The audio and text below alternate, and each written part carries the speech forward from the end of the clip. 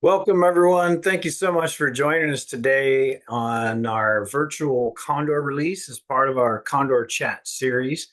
Usually, we have these meetings at 4 o'clock on the last Thursday of the month, but of course, we wanted to bring to you live the release of six, hopefully all six, captive bred condors that have come from partners, zoo partners. I believe the Los Angeles Zoo.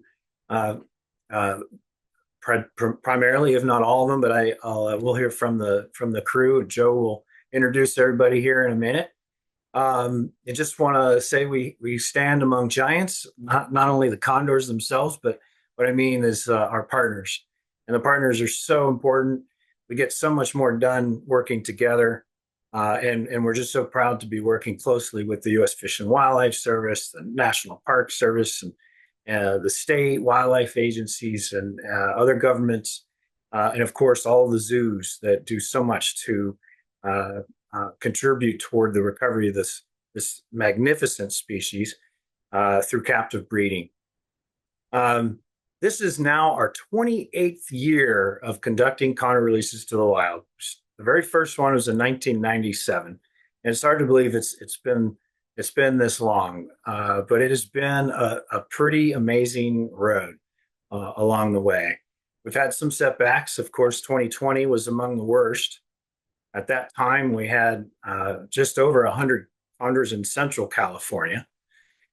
And thankfully, with these releases and the success that we've had this year, we're now back up to that point. In fact, even higher by the end of the year, most likely. So it's wonderful to see that recovery, not only the big picture, the recovery of the species, but over these last 4 years has also been a recovery, and it's come very very far. And then just recently, we have the outbreak of highly pathogenic avian influenza in Arizona, which really put shockwaves throughout the entire condor program, and it was just devastating to the Arizona flock. And we needed to react, and we did. And you'll hear more about that today as well. We still have a long way to go to vaccinate 100% of the birds in Central California, but we're making great strides in that too. Uh, Today is a great day for these six condors because they're going to feel what it's like to be entirely free for the first time. And just imagine, just kind of put yourself there. Think about what an amazing experience that would be. These birds have been in captivity this whole time with other condors, so they're socially well adapted. They've never experienced flight. They've never experienced what it's like to spend the night without having some kind of a confine. And it's I just love to think about that because it's just going to be such an exciting time for them. And I just want to keep that frame of mind, especially today. Just want to think about these birds and wish them the best. They're going to be contributing to their own flock and contributing to their own recovery. Uh, Condors can live well over 60 years. So these 1.5-year-old birds hopefully will have a very, very long life. And we're going to keep doing whatever we can to make that a reality. And with your support, we're able to do it. We just would not be able to do it without our fantastic partners and our wonderful supporters. So I just want to say a huge thank you before we even get started here today, and encourage you to stay involved. Keep joining us here on our Condor chats, the live streaming cameras. We're constantly improving those, uh, and other ways. There's lots of ways to stay involved. We have a wonderful volunteer team. If you're locally, that's something that you can do. But again, virtually, you can participate no matter where you are, and we encourage you to do so. So thank you again for tuning in today on midweek, 9 o'clock in the morning. We have a lot of great things in store. We're going to also include a classroom, get some young people involved in this release, put them on the panel, and lots of great things today. So let's just think about what it's going to be like for these six birds. And you know what? Hopefully they come out. We've had some times where they just decide not to. It's too scary or whatever it is. So, just don't expect an immediate flight. They're going to be very tentative. It could take quite some time. We like to call it on Condor time. So with that, let me turn it over to Joe Burnett, our Condor Program Manager, and introduce the rest of the team and take it from here. Thank you, Kelly. Big day, folks. 2024 release day. We've been anxiously awaiting this day for a while, November 6th. And as Kelly mentioned, we've been doing this for 28 years, but I wanted to point out this is our 10th annual release at the San Simeon site. We released early on at Big Sur, but this is our 10th year at San Simeon, which is pretty crazy to think about. All the birds we've released down there, 56, including these, it'd be 62 condors we've released at San Simeon over the last 10 years. So pretty amazing to have come this far. Today is really exciting. Again, we're live. This is we are also recording it for folks to watch later, but this is a live event. We don't know what's going to happen when we open these doors. Like Kelly said, they might sit there and stare at the door. They might go out and do some amazing, beautiful flight. But yeah, and since last year's release, we've made some improvements. So we're excited to share those with you. And I'll get into details in that in our presentation. But yeah, before I get too far ahead of myself, I want to introduce the rest of the team that's here with me today. We have Mike Stake here, as usual. He always joins us on our Condor chats and leads up our free non-lead program, and will be co-hosting here with me. And it's always a tradition. And Mike loves to field the questions that you guys send in. So please submit questions, and we'll try to get those during the presentation portion of today. We also have Kara Fadden here. She will be our camera operator today, which is awesome. And then, of course, we have the field crew, and we're going to check in with them right now. Let's see. You guys can unmute. I'm going to spotlight you guys for everyone. There you are. Good morning. How's it going down there? It's good. It's a little chilly, but no, it's nice. I mean, yeah, the birds are pretty active this morning, and we've got a lot of free flying birds spending time outside, right outside the pen too. So, yeah, excited.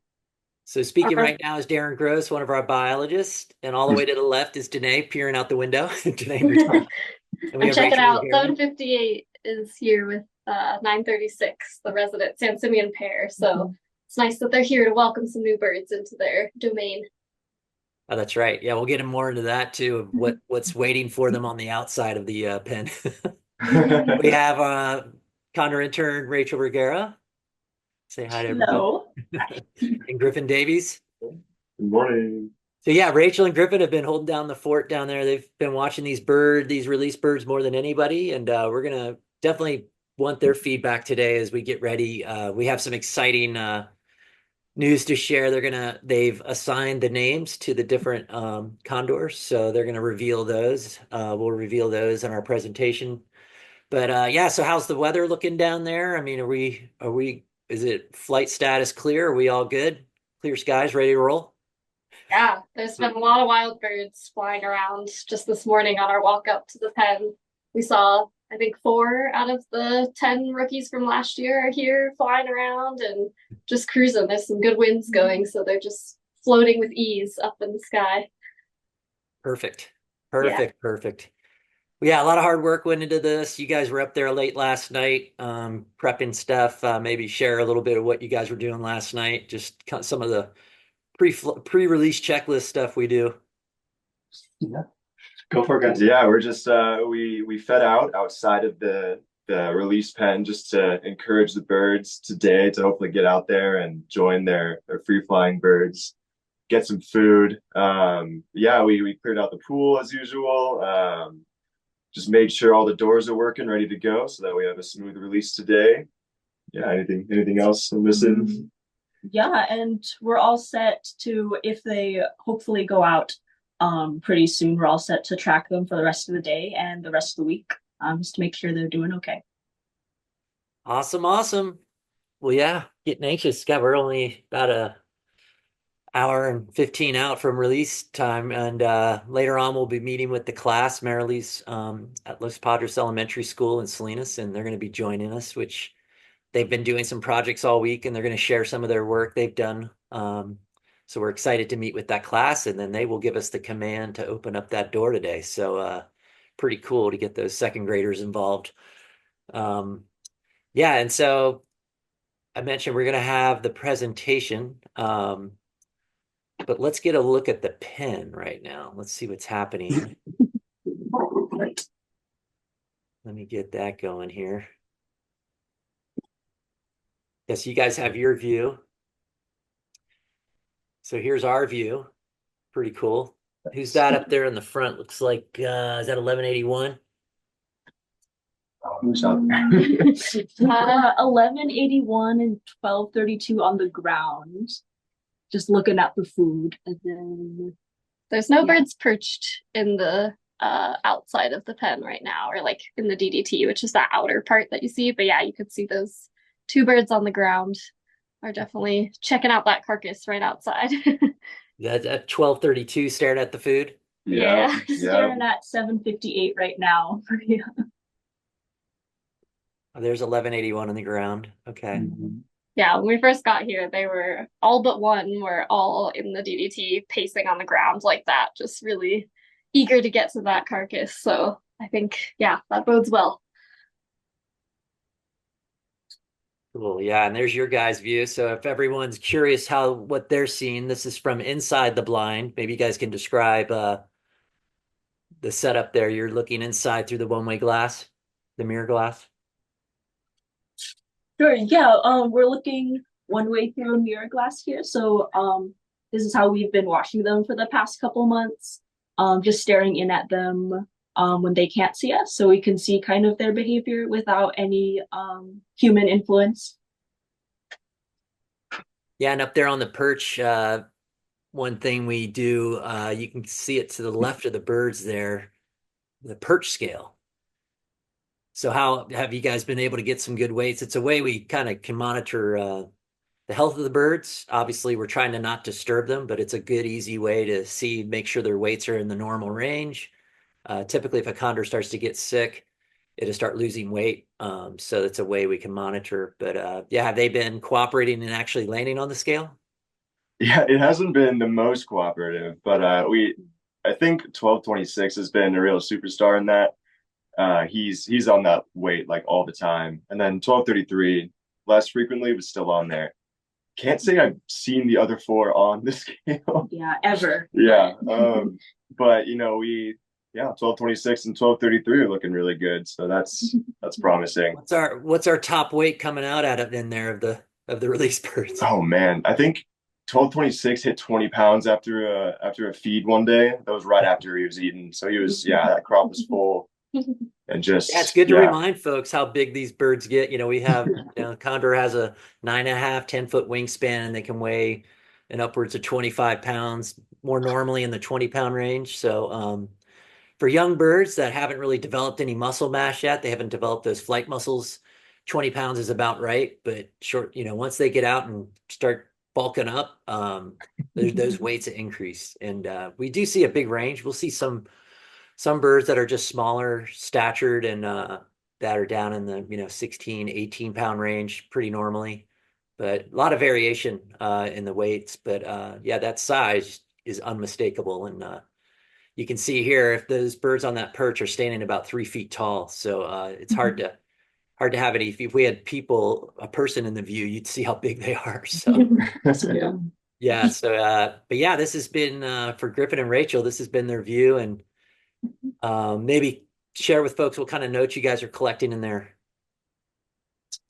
Yeah, I guess the majority of notes we take is to see kind of like who's most dominant, and so like who's eating first, is anyone pushing anyone off the carcass. Yeah, and so far we've seen 2 birds that seem the most dominant. That's 1181 and 1208. They're both, I think, like kind of the biggest anyways. And then 1200 and 1233 are the two females. They're a little smaller. 1233 is only 15 pounds, so they're usually the last to eat. But yeah, and we're also just taking a lot of notes on, the physical well-being of the birds. So we're checking legs, head, like feathers, making sure everything's looking all right.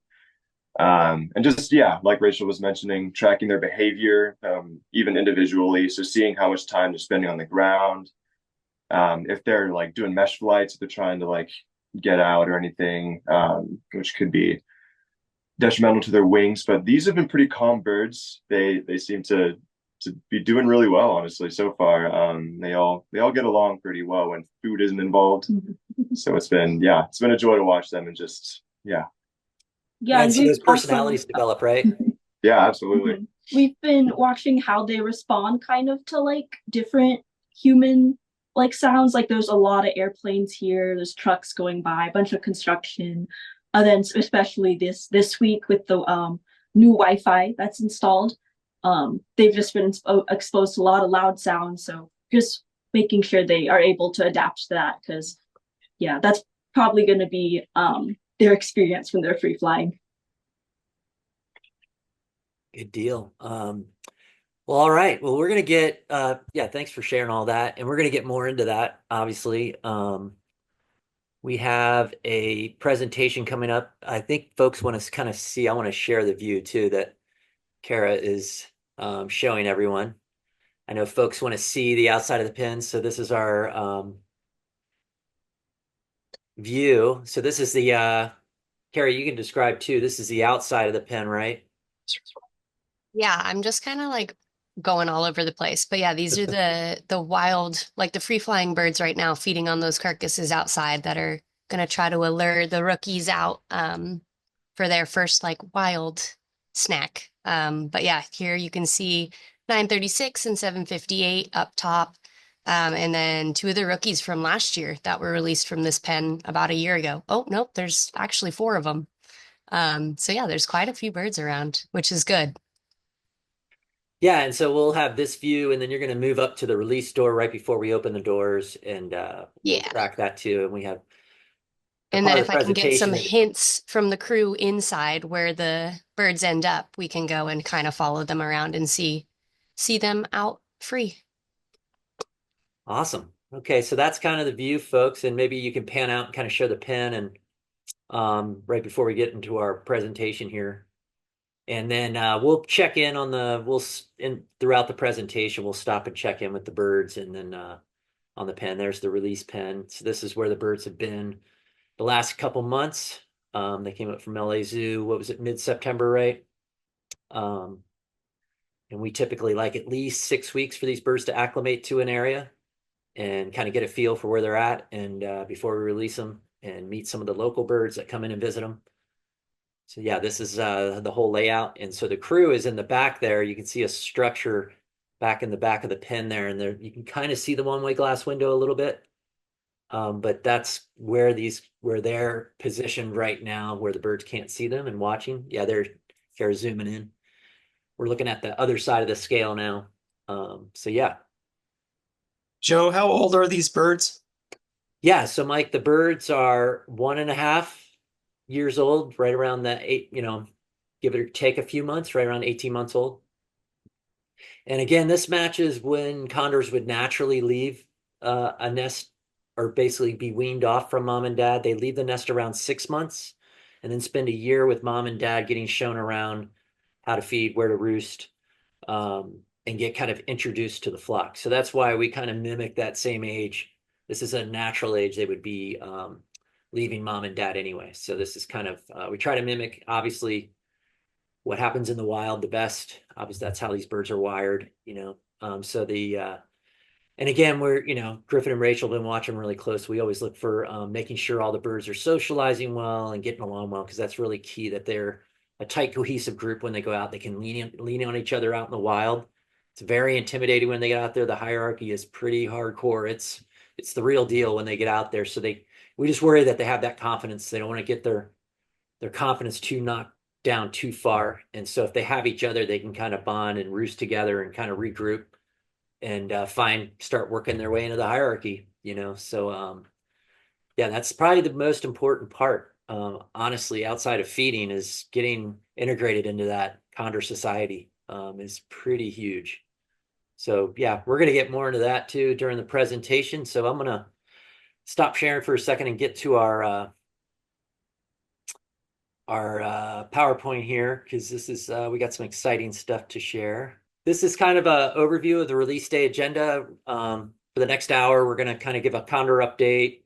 Obviously, we checked in with the crew. We'll keep checking in with the crew and the rookies, and Griffin and Rachel, as part of the update, will reveal the name assignments for this year's birds. As everyone who was here on last week on Thursday at the previous Condor chat, we selected the top 6 names from a list of 9. Those were selected by you guys, and now Griffin and Rachel have assigned those names to the birds. So at 10:15 roughly, we're going to meet up with the Los Padres Elementary School 2nd grade class, with our education coordinator is there with the class and has been doing a classroom exercise with the 2nd graders all week, and they're going to share some of the work they did, ask some questions, and then give us the command to release these birds. So pretty cool. Should be pretty awesome. Hopefully a memorable day for some of those 2nd graders to be able to release condors. And then around noon, we'll sign off. We'll have a lot of time for questions as we're watching the birds get released. And as we said, we don't know if they're going to go out right away. They might sit around, but either way, Mike and I and the crew will be here to field all the questions you guys have. So without further ado, yeah, I kind of described, obviously went through the crew. Today we don't have with us, but Evan, we're going to get more into that map we weren't able to talk about at the last Condor chat. Evan McGreeth, our GIS specialist, shared a great map of San Simeon release bird movements over time. So it'd be cool to look at that. And again, Derek Whitman, who works with Mike, we want to recognize him with the non-lead program. Tim Huntington, who works with us as a volunteer and database designer. And then, of course, Amy Wells, our volunteer veterinarian. And again, on today's panel, we've said it all there, but again, we'll be joined later with Marilee Munoz Serrano in the 2nd grade class and Jeff Smallwood, the teacher of the 2nd grade class. So we're pretty excited to get together with those guys. All right, starting off with the population update, as Kelly touched on in his intro, we were at 102 condors. And that number is before we release these birds today. So by the end of the day, we're hopefully going to be at 108 free-flying birds in the wild. And that is a huge milestone. That's the highest number we've ever had in Central California. And that also doesn't include, we have currently chicks in nest. We still have 5 birds that haven't fledged. So that number is going to go up additionally by another 5. And also, Pentacles is releasing 6 rookies at their site later this month, or maybe early next month. So we're going to be all said and done at about 117 birds over the next couple months. And again, we haven't lost any condors this year so far. Yeah, knock on wood. Pretty amazing. You know, this time last year we had 11 condor deaths. So we were just very, very, obviously say that cautiously because things can change on a dime, but it's been a really incredible year. We really hope that non-lead outreach is really working. So Mike and Derek worked so hard on that, and I think they're starting to make a dent on that. Unfortunately, we did have to say goodbye to one of our missing birds, 171. Everyone knows 171 Traveler. She's one of our more famous condors. She was the matriarch of the flock. And she had obviously an incredible life in the wild. But on June 24th, 2023, the Pinnacles crew contacted us. They noticed she was acting very lethargic, classic signs of lead poisoning. Unfortunately, they were able to trap her. And then she underwent treatment for the next week at Oakland Zoo. She had a severe case, and LA Zoo is really good at treating severe cases. So she was transported by Lighthawk, a special emergency flight from Oakland to LA Zoo. And LA Zoo performed an emergency surgery, which successfully removed the lead fragments. And then she fully recovered. And by September, on September 7th, the photo on the right there is me and Evan releasing 171 out of the kennel there. Her triumphant return. Unfortunately, after about a month in the wild, she disappeared. We last saw her on October 5th on our trail cam and at the Condor Sanctuary in Big Sur. That was our last visual. And then basically she was not detected since then. And our general rule is we wait at least a year before after a bird's missing before we declare them deceased. And unfortunately, she has now been missing over a year, and we now have to call her deceased. It's pretty wild if she did show up, but we obviously are keeping an eye out. But we presume she's passed away, and we were unable to find her. She did have transmitters. We sent up multiple flights with Lighthawk looking for her, searched high and low. Any of these missing birds, testament to the crew and their dedication. They will hike into the most rugged, brutal areas just to try to get a signal. Because even though that bird has died, if we can recover it, it tells us an amazing amount of information. If we can figure out how that bird died, then we can try to figure out how to mitigate that cause of death possibly. So say for lead, it's just good to document how these birds, if they do die, but we can't get to all of them. Sometimes these birds go to places that even we can't find. So yeah, unfortunately we never did find her, but she is now, obviously her memory will not be forgotten. It was amazing that she was able to sire a chick. She'd had issues reproducing in the wild for many years, and she was able to sire a chick last year, and that bird is still with us flying around. So, she left on a really high note.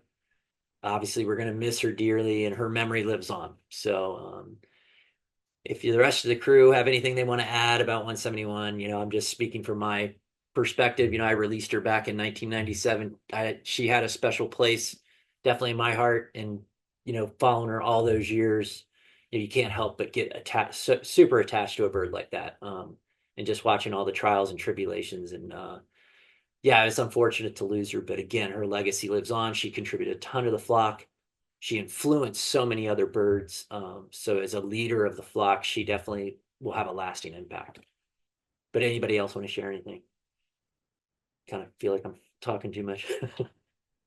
But yeah, anyway. Yeah, I was like, I don't know. I feel like we all get choked up talking about her because she was always at, like, anytime we'd get to base camp, she'd be there. And yeah, she's just awesome. I see in the comments, her chick is 1180 Chul, and he was kind of a surprise chick. They all like shocked us when he showed up. And like, I remember the day when we all realized that there were two untags, and yeah, it was just like a really special day. And I don't know, just it's hard to lose a bird every single time. But she's definitely one we kind of always saw, and she's a special one for sure. Yeah, I definitely feel the same, and I just have a lot of really great memories of seeing her in Big Sur. She was, like you were saying, Joe, just such a great matriarch to the flock, and she definitely had a way of like more leading by example. I think she wasn't really aggressively dominant with birds. She would just kind of show them the ropes, and she kind of earned this natural respect, it seemed like, in the flock, where other birds clearly, they definitely looked up to her and they would give her space when she entered the room, kind of thing. But she was, treated the other birds really well and just got along with a lot of birds. And I think was a good mentor for a lot of young birds too, including her own chick. I mean, I remember us all seeing that chick show up and just being so amazed that she had, yeah, been able to have a chick after so long, and just such an incredible story. I think, obviously losing her is a pretty big blow, but I think it also just remembering her and remembering her legacy and her story,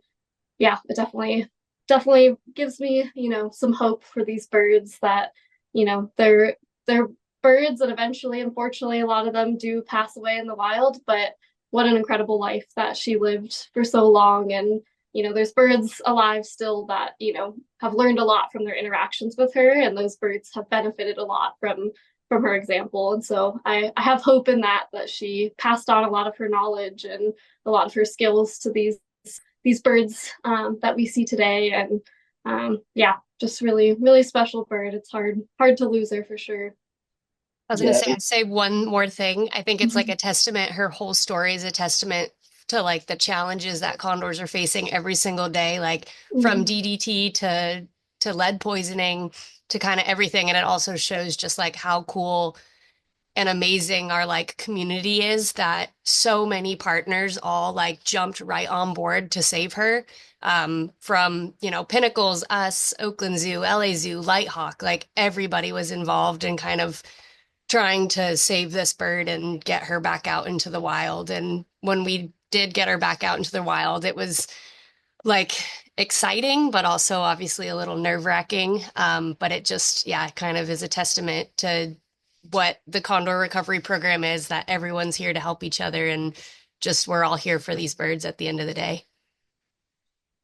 Yeah, and I think like just evidence of her legacy and like what this flock has learned from her and other birds have learned from her. She's one of the few like adults that would come down to San Simeon, not super often, but on a somewhat regular basis. We'd see her down here every now and then, and you know, just like other birds have been following her example. We see a lot of other adult birds down here now. So yeah, just she really kind of like carved some paths, some serious paths for this Central California flock, and yeah, there's clear evidence of that. Yeah, Darren, remember when, I think it was the very first release that they just showed, it's almost like they knew we were releasing. They showed up, right? Yeah. Her and like 167 Kingpin, and Mm-hmm. it's really interesting. I mean, talk about stuff we're still learning about the behavior of these birds, but how they knew we were, because they had all these opportunities to pop in down there, and they showed up literally the day we released them. It was pretty. Yeah.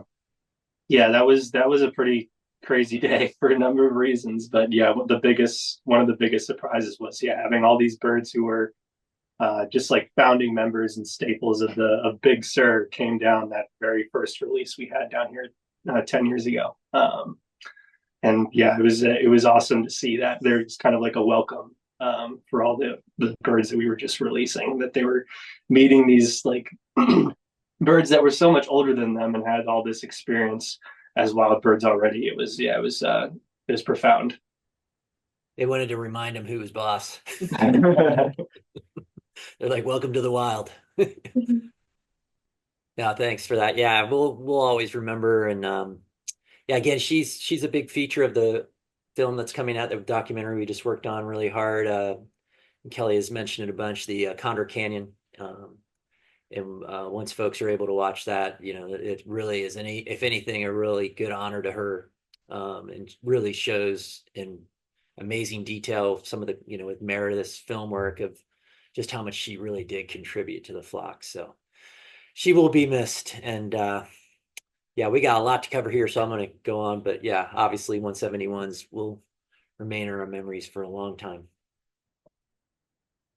HPI update. For folks that were here last Thursday, we are still at the same number. 57 of 102 birds are vaccinated. So we're getting there. It's been a really big challenge for the crew on top of everything else we do. It's just really, but the sense of urgency is there. Obviously what happened in Arizona was super tragic, and our hearts go out to that crew, what they had to go through and losing so many birds in such a short period. So it resonated with us. So we kicked into gear, as Kelly said, and I'll have a video here in a second to kind of show you. But yeah, we're going to continue to trap. We're halfway there. We're going to actually the next couple months, going to keep trapping and getting more birds vaccinated, hitting that 100% vaccinated goal. And again, the birds that came up for release this year were all vaccinated at LA Zoo, and the other institutions came up already vaxxed, which was really nice. So any new birds going out will be fully vaxxed. And again, our pre-fledged chicks are not yet vaccinated, but we normally try to get those birds trapped to get new transmitters and wing ID tags on them so we can track where these birds are going and whether or not they survive. So when we do that, we'll actually just go ahead and vax them then. As in addition to West Nile virus, we also vaccinate for that. And yeah, so we still got a ways to go, but again, with everyone's support, it's just made it that much easier just to have everyone supporting us and getting behind us on it, because it's definitely a daunting task to catch up this entire flock. But I have a video that Meredith put together that I'd like to share. So here we go. Nestled within Central California's sweeping landscapes, the skies are now graced by the majestic California condor. California condors were reunited with this land in 1997 when we conducted our first release of captive bred condors to the wild. At that time, the breeding population had been absent for 100 years. Now, some of the oldest birds are over 25 years of age, still in their prime. We closely monitor each individual so we can watch for signs of disease or injury and provide for their protection. In doing so, we get to know each bird. Take, for example, Ferdinand here, 652. Or Shadow, 209, giving a good shake after preening his feathers. Or Huchen, 956, taking a bath. It really all matters. Especially when a crisis emerges. The outbreak of highly pathogenic avian influenza in Arizona in spring of 2023 was devastating. Thanks to your support, we responded by creating 10 quarantine pens. Working with partners, our goal is to urgently vaccinate the entire flock with at least one dose, and in the long term, give boosters.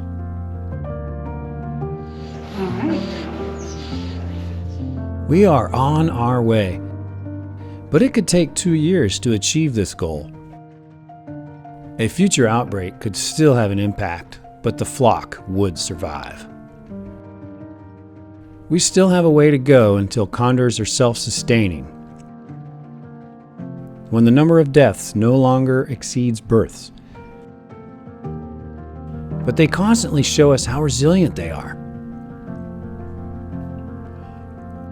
Watching them raise young is the most rewarding and perhaps the most telling of the future too.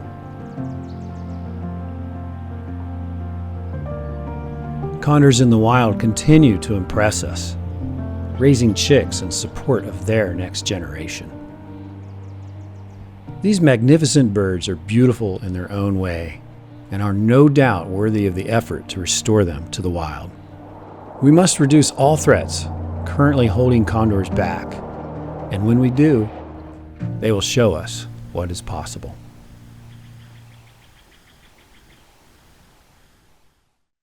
Great video. Great job, Meredith. Good job on that narration, Kelly. No, that hits it nail on the head. It's been a lot of hard work, and again, big shout out to the crew. It's a lot of effort to trap these birds, and also to all our partners. We keep reminding every one of our partners, but they really come to bat for us. Oakland Zoo has been coming down. It's just a team effort all around. Pinnacles, of course, our close partners at Pinnacles. We're in this together. So yeah, can't say it enough. Just a quick Big Sur update. I touched on this on Thursday, but yeah, the cabin, rebuild of our cabin at the Condor Sanctuary in Big Sur continues. Big shout out to Derek he's been a big help the last couple weeks in working on the interior of the cabin. And then Bucky has, since his release, stayed around Big Sur. That's other big news. I have a little, we have a little video on that, believe too. And then, of course, the 2 untagged birds were trapped, and genetic tests just confirmed 1204, and we're still awaiting the results on whether the other one is 1238. It looks like it likely is. I was telling Kara yesterday the genetics matched, and Danae, the genetics matched actually the chick of 340 and 236, 2 birds at Pinnacles that have nested. God, how many years have they nested now? Quite a while, but yeah, so they're doing some last final tests, and hopefully we'll get that confirmed by our next condor chat, but it's looking pretty likely that 1238 actually is 1238. So yeah, and the only way we can tell who these birds are is by that genetic testing, because young condors untagged look identical. And unless you see them with a parent regularly, it's really hard to tell when you just have them in hand. Let's see here. Yeah, 1087. Yeah, and Carrie, you can jump in here too, and the rest of the crew. I'm going to pull up a video of when, let me hit stop share.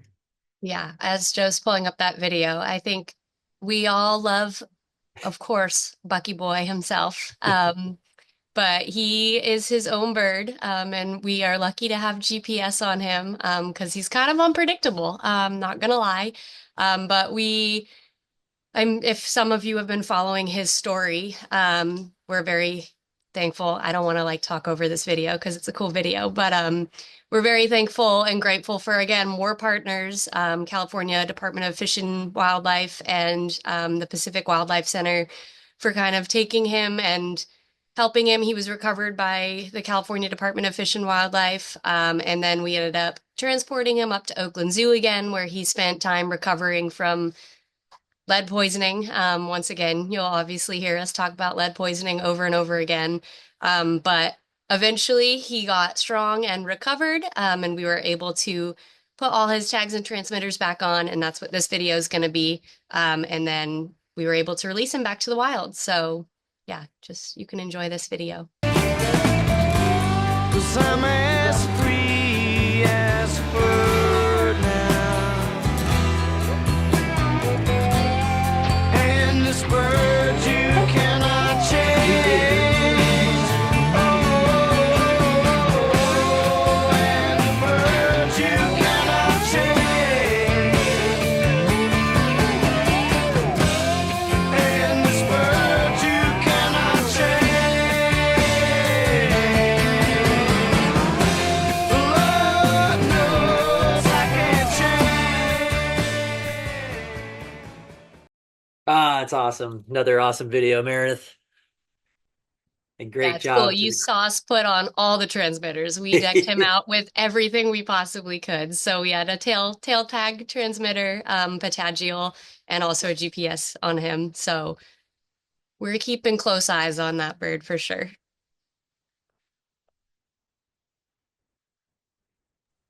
We're all rooting for Bucky, but yeah, he definitely goes to his own beat. He's very independent, let's just say that. How we looking down there at San Simeon? Just quick check-in. Yeah, here I can flip the camera around. So you guys Any more can birds check- show up, wild birds around, or? Yeah, we have 5 of the rookies from last year here now. I don't think any other wild birds, and then yeah, 758 and 936, the kind of resident pair, are still here. They all kind of got a little spooked by something just now, so they took off from the carcass, but they're all still right around. There's a couple perched on top of the pen, and a couple right around on the ground, so they're checking it out. Yeah, have you seen any bald eagles around? Any golden eagles? No eagles yet today. No, Rachel, I haven't noticed too many yet on the slope. Yeah, not today, but I did see one golden eagle, I think, last week. So they're around. Yeah, these we've had consistently 5 of these rookies pretty antsy in the DDT, like pacing on the ground, and they're looking pretty ready to go, I think. Awesome. Yeah, so Big Sur handling, boy, it's been a whirlwind, and Darren covered this on Thursday, but can't say enough with the amount of, we've processed the 26 birds. That number I think is bumped up because of the Pinnacles birds we processed recently, and the H-Pivax is given. So yeah, you can see October been really busy. Just the number of hours, days spent in the blind trapping, and then the distance we travel, to make everything happen, trips to Oakland Zoo and whatnot. But again, I want to share a video that Meredith made to capture the frenzy of of what trapping is like. It's a lot of birds, and I think it what she put together really really, wouldn't you say, Danae? I mean, Danae and Karen, everyone, that it pretty much captures what it's like. Yeah, and in the spirit of Halloween fun, but we're Yes. past that now, but it doesn't matter. Here we go. This one's definitely really fun.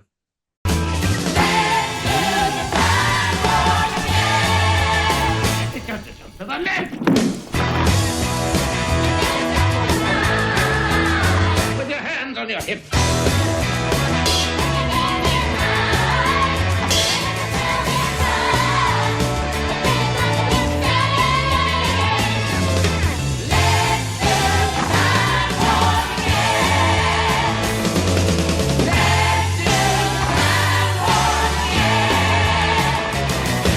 Until next Wednesday, everyone. Awesome. Too fun. That was awesome. Again, Meredith killing it. And shout out to Amy Wells for coming and vaccinating those birds. Yes. Yeah, and we had Oakland in the mix too. And Yes. yeah, that was pretty awesome team effort. And the cool news is Jade has a new tag. 1204. Look at that. Yeah, the yellow. Anytime we have these untags, it's a joyous day when we finally can get a wing tag on them and tell who they are. Because And they match every time you Dad. see an untagged, you got to go, okay, who's the parent closest? Who's around? So pretty awesome to have that big. And again, big shout out to the crew for all the extra effort this last couple months. It's been a big challenge. Well, 2024 in general has been a really big challenge.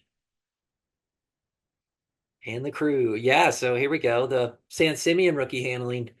Not only were we trapping for H-Pi, but we had to get these guys ready for action for flight. And a lot of that is a lot of pre-flight checklist stuff we go through, including putting on their wing tags and giving them a last health check. And Meredith made another awesome video here. Can't get enough of these videos. So enjoy this one too. And it speaks for itself, so I'll just let it play. It's hard to believe the next Condor release is almost upon us. So much hard work and preparation went into getting these 6 young condors ready for the wild. Under the watchful eye of our crew, these birds have spent the last few weeks acclimating to their new surroundings. Heads up! Today, we are conducting final health checks and changing their wing tags with their final wing IDs and giving them GPS and radio transmitters, all of which will help us track the birds in the wild. You look beautiful. Gorgeous. Gorgeous. Since 2015, we have released 56 condors at San Simeon, and we are excited every time we get a new cohort. We would like to thank LA Zoo for sending us such an amazing group of young condors this year. And a very special thank you to our partners and to all of our dedicated supporters. Now these young condors are ready to fly free.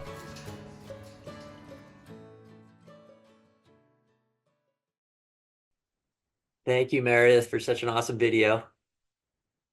She put me to the task of narration. I'm not, it's not a perfected, not quite perfected that one yet, but hopefully it worked.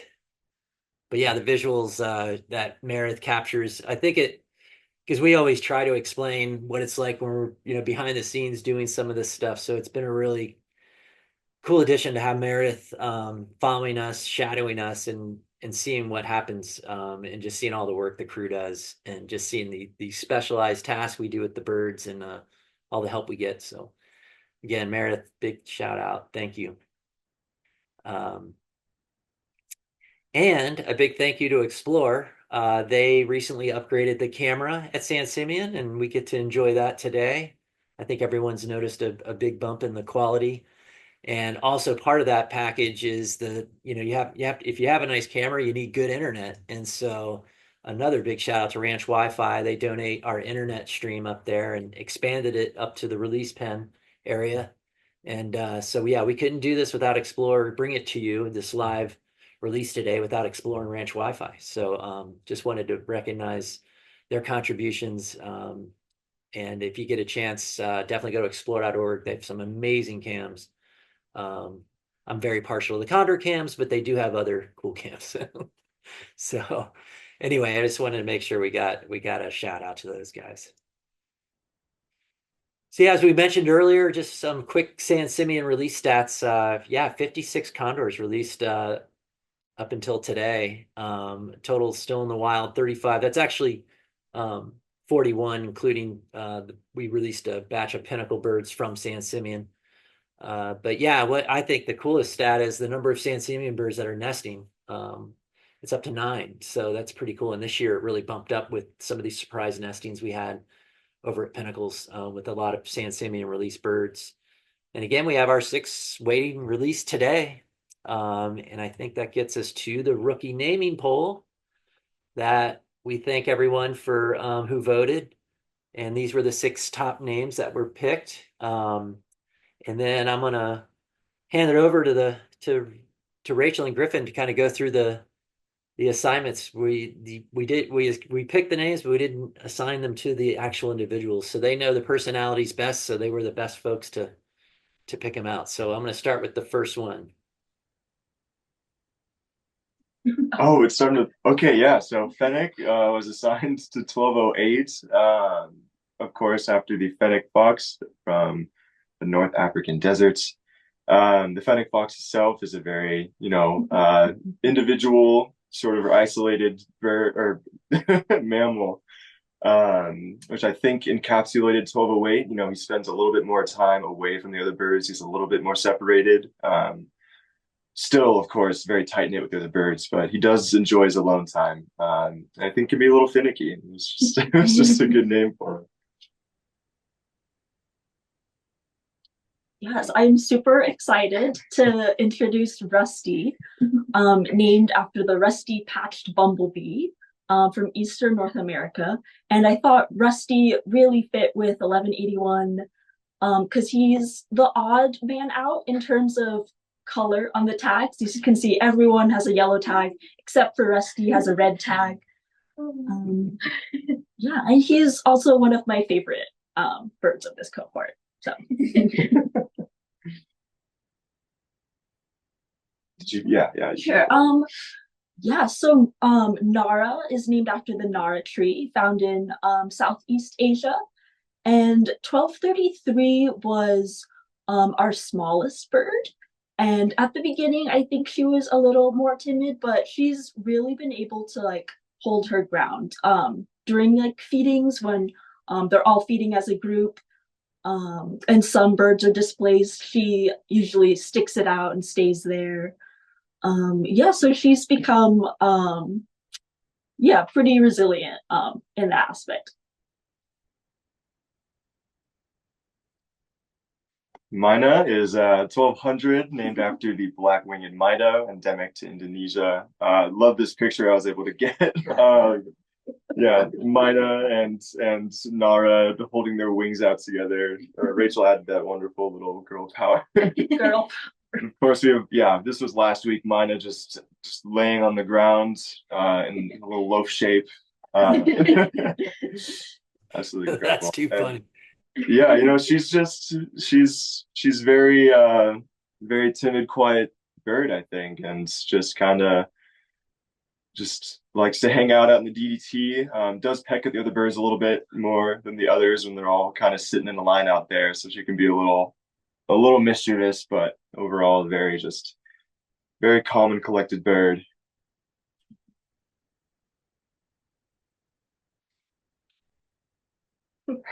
Pongo. Pongo is one of my favorite names. It's named after the genus for orangutans. All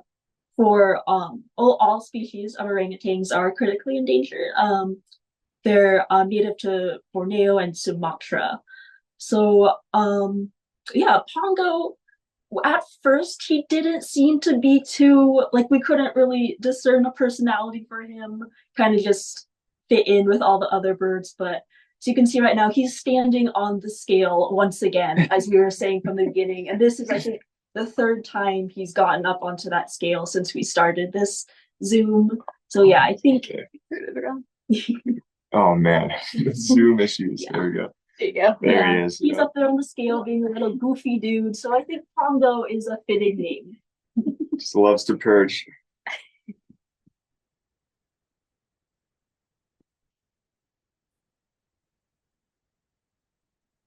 Oh, hold on. Okay. Yes. There we go. Our final bird. Or wait, is this? I don't know. Fin 1232, named after the fin whale, which is, of course, native to just the world's oceans, very migratory species. Finn is, he's also a very calm bird, and I think sort of just knows his spot. Like he gets along well with other birds. He doesn't really make any trouble. He's very cohesive with all the other birds in the pen here, and does well in his pod. All right. Believe that gets us through everybody, right? I believe so. Yeah. I'll leave that up to you all to go through the nesting updates. Darren, tackle. We had to do a quick and dirty on Thursday because we're running out of time, right, Darren? Yeah. Yeah, you guys feel free to take the lead on this. Yeah, I can start us off with Pinnacles nests, but pretty exciting that all the Pinnacles nests, except for one, have fledged. Yeah, it's so awesome to start having fledglings just in time, just as we got our remaining 2 untagged juveniles from last year's nests. Now we already have more untags out in the wild. But really exciting news from the Pinnacles crew. They have 1 nest that's left to fledge, is the trio nest with 2 females and a male.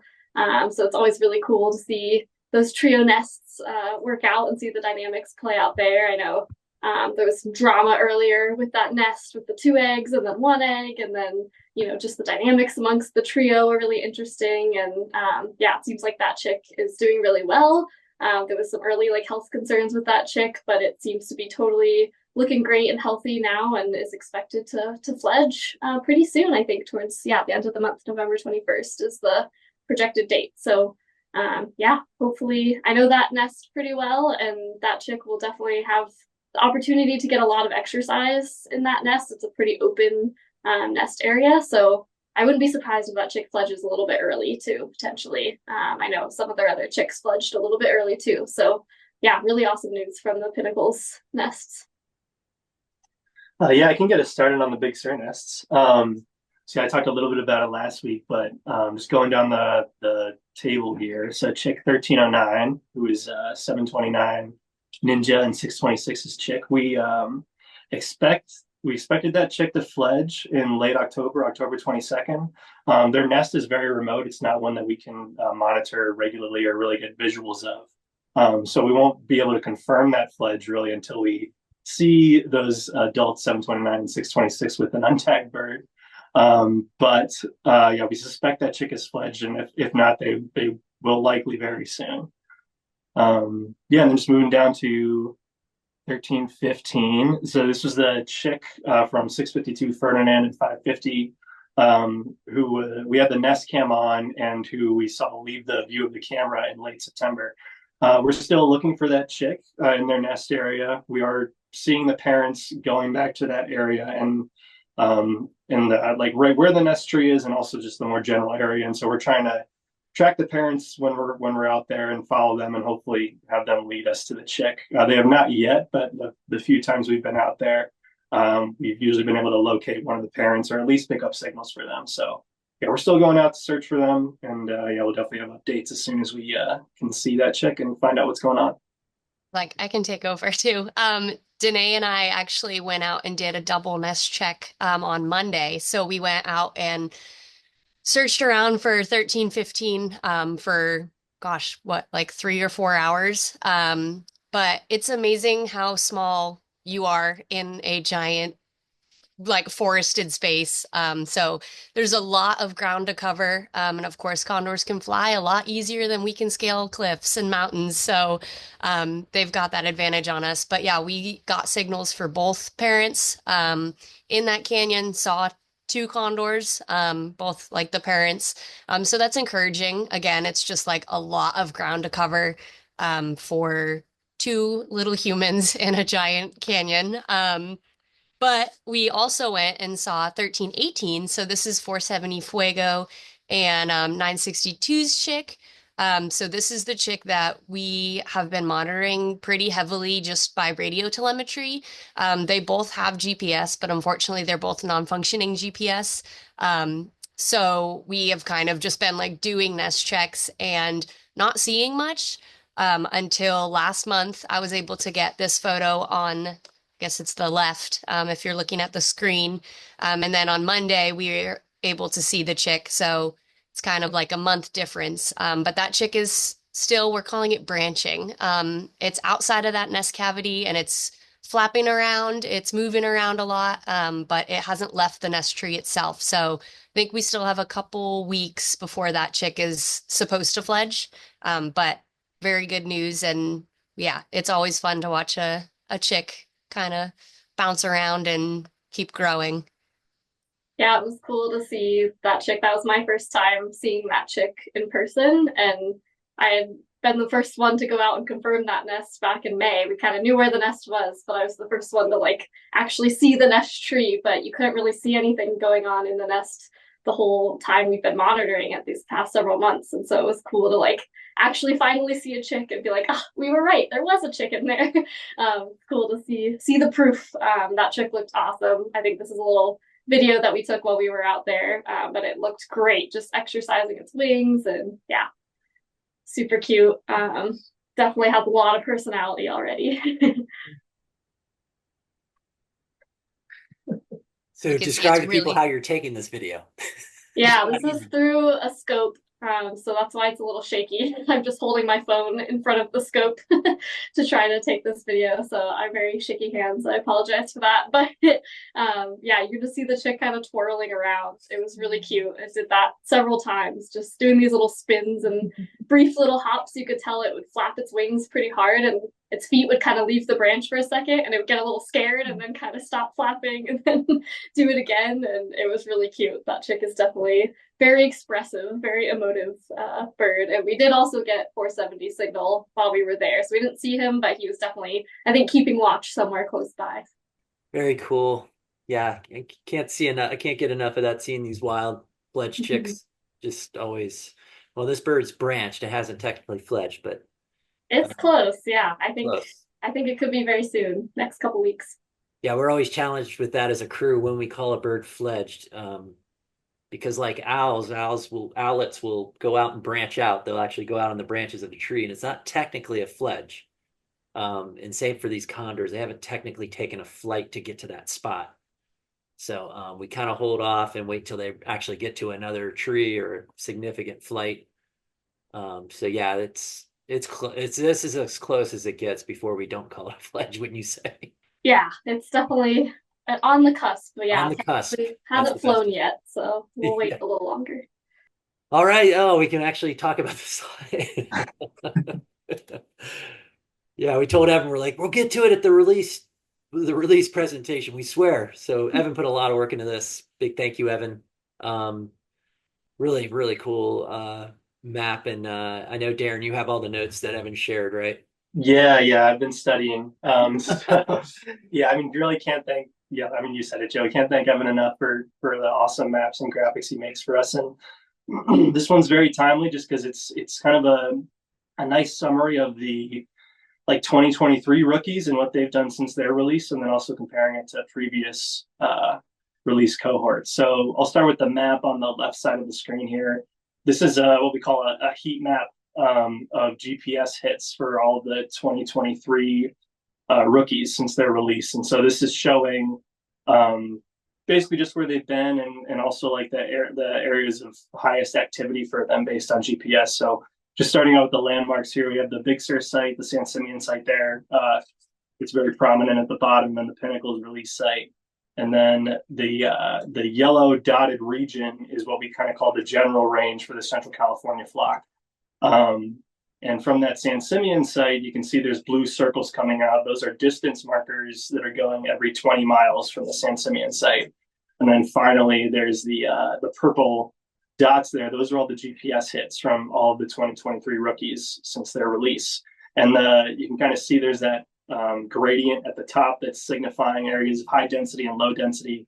And so among those purple dots, the areas of lightest color are the highest densities of points. And so you can see there's a lot right around the San Simeon site, just like to the south of it, and then a little bit up north there too. So you can see the 2023 rookies as a whole, like they've been spending a lot of time around the San Simeon site. And so this brings us into the graph on the right, that's showing months since release on the x-axis, and then distance from San Simeon on the y-axis. And there's a line graph and a bar graph here. The line graphs, those are showing they represent distance for the 2023 rookies, and then the bar graphs are representing the distance for the all the other previous cohorts since 2020. So they're split up here. So focusing on the line graphs first, the purple line is showing the average distance of the 2023 rookies from the San Simeon site by month. And you can see here that, you know, it's pretty, they're really not going that far until more recently. They've been spending a lot of time close to the San Simeon site, just like the heat map is showing. And then the green line is showing the maximum distance that a bird flew within that month since the 2023 releases. And you can kind of see again, like it really only started spiking, that max distance started spiking more recently. And then kind of, it's sort of the same color designations for the bar graph for the releases prior to 2023. The purple is showing like the average distance that all of those other release cohorts, that average distance from San Simeon by month, and then the green again is the maximum distance that a bird flew by month since their respective releases. And so when comparing like the 2023 releases to the previous releases, you can see that like overall, when you're looking at the averages, like the purple bars and the purple line, the 2023 rookies have spent much more time closer to San Simeon than the previous release cohorts have. You can kind of see that line is below a lot of the average marks of those purple bars for the other release cohorts. And that kind of shows out too, again, in the heat map, you can see all the highest density areas are close to the San Simeon site. But what's cool to still see is that, like, even though on average the 2023 rookies have spent time closer to San Simeon, they are still making pretty far flights every month. We've had birds go up to Henrico State Park north of Hollister more recently and regularly. So yeah, it's cool to see that even though like this cohort really kind of being the first one that spent this much time close to the San Simeon site, they're still getting out quite a bit. But yeah, just as a whole, they've been hanging out. And just to confirm, those are miles there on the y-axis. So yes, I believe those are miles. Yeah, so birds can travel over 100 miles, even those released birds. Yeah. Mm-hmm. Yeah, another great map, Evan. Yes, big thank you, Evan. Yeah, it is interesting, and I think we've all noted just out in the field that it seems like this last year's cohort really explored that part of the coast more, and it might be a result of this. We're hitting this population, which was what we want, is kind of these birds exploring those little coastal enclaves and finding food along the southern part of the Central Coast. So yeah, I think it's kind of cool to see. It's interesting though that we didn't anticipate this group doing that. So it just goes to show you there's something else happening, and I think it's this population growing. Yeah. Yeah. One more thing I want to point out on here, and it's kind of like will give us sort of an idea of what these birds might do too. But on the whole, you can kind of see, going back to the graph, like looking at the months, those first like 3 to 4 months for both like the 2023 rookies and for the releases before them, like the birds have spent like more of their time closer to San Simeon. But then after like 3 to 4 months, when you're getting closer to months 5 and 7, is when they start making larger flights away from the site. Still coming back to San Simeon, but they're really starting to explore then. And then by the 8th month is when previous releases have been much more independent of San Simeon. They've kind of joined the flocks and pinnacles in Big Sur. But yeah, again, just this 2023 cohort, haven't seen that as much. Some birds have definitely like gone up to Big Sur and Pinnacles, been acclimated up there, but yeah, they're again overall mostly become sort of a San Simeon flock of their own. Yep. Yeah, I think a potential Good stuff. reason for that too is that we released 10 birds last year, all from San Simeon. So there was a much bigger group than normal going out all together. So I think they kind of just relied on each other and they kind of formed their own little renegade flock of little juvenile birds and had some other juveniles. Like I know Tool was hanging out with them for a while, 1180, and some of the younger birds kind of started, you know, even the wild fledges were kind of hanging out with them. So I don't know, they started a little trend maybe. And now that some of them are up here today at the release site, I'm curious to see if these new release birds will kind of hang out with them as well and kind of learn the ropes from their counterparts.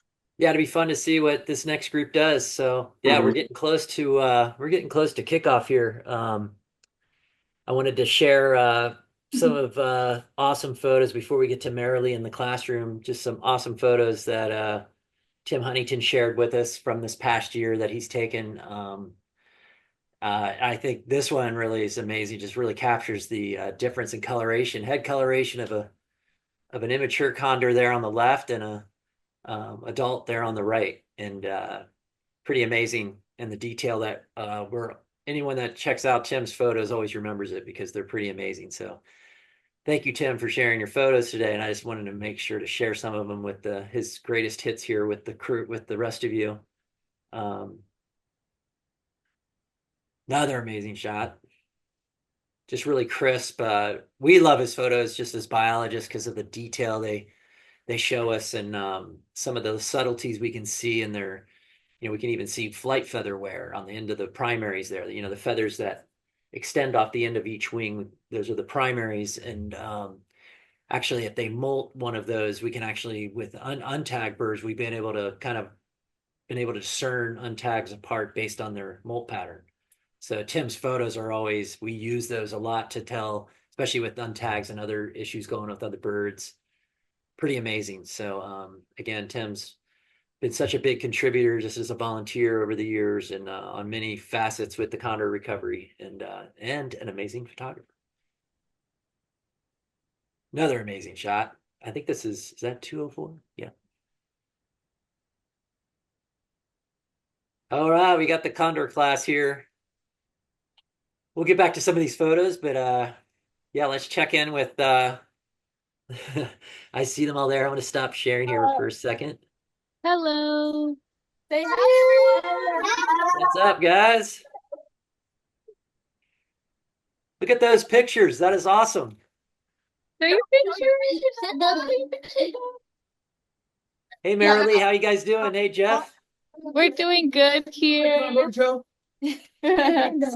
That's Jeff Smallwood in the back with his classroom of second graders. We're going to get probably introduced to all of them. And we Yeah. have Marilee there, and it looks like we have Ulissa. Hello.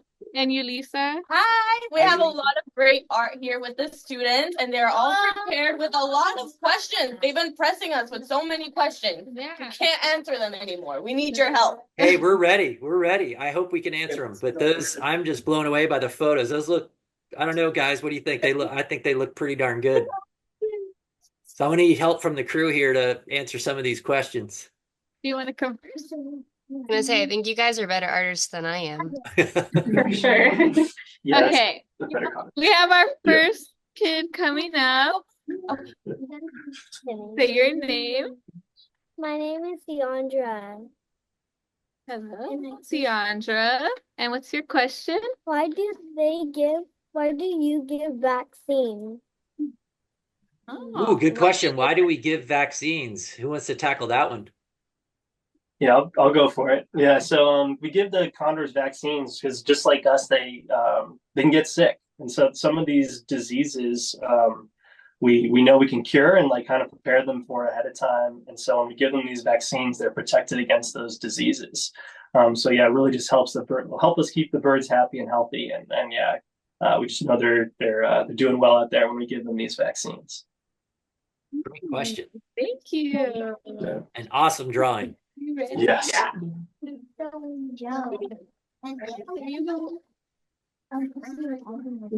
¿Qué decir tu nombre?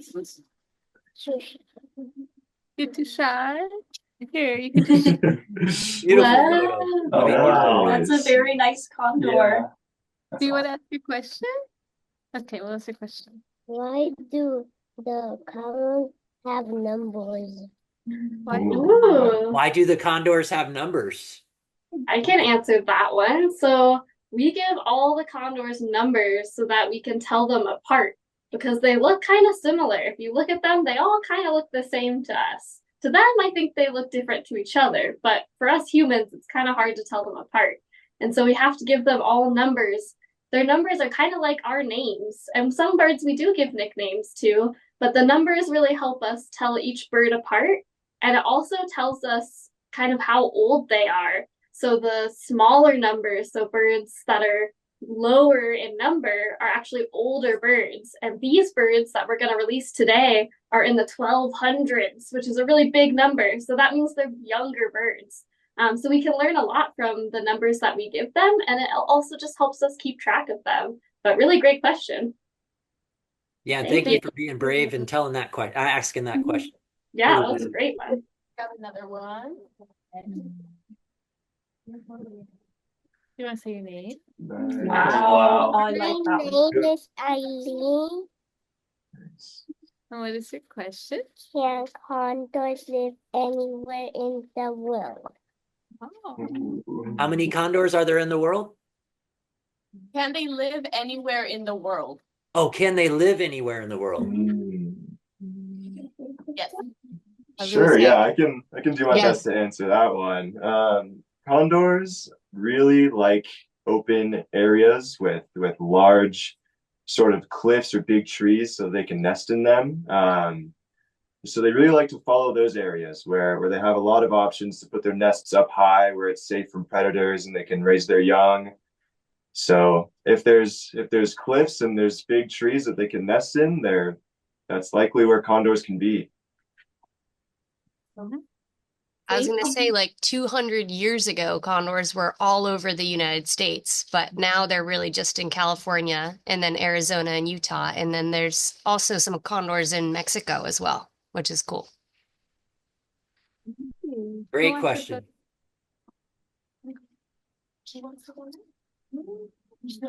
Anybody else? We need more questions. Come on, you guys can do it. Yeah, these are awesome. You guys are so brave. Don't be shy. Yeah, don't be I want to shy. see some more pictures. Okay, Yeah. what's this There's too coming many awesome up? pictures.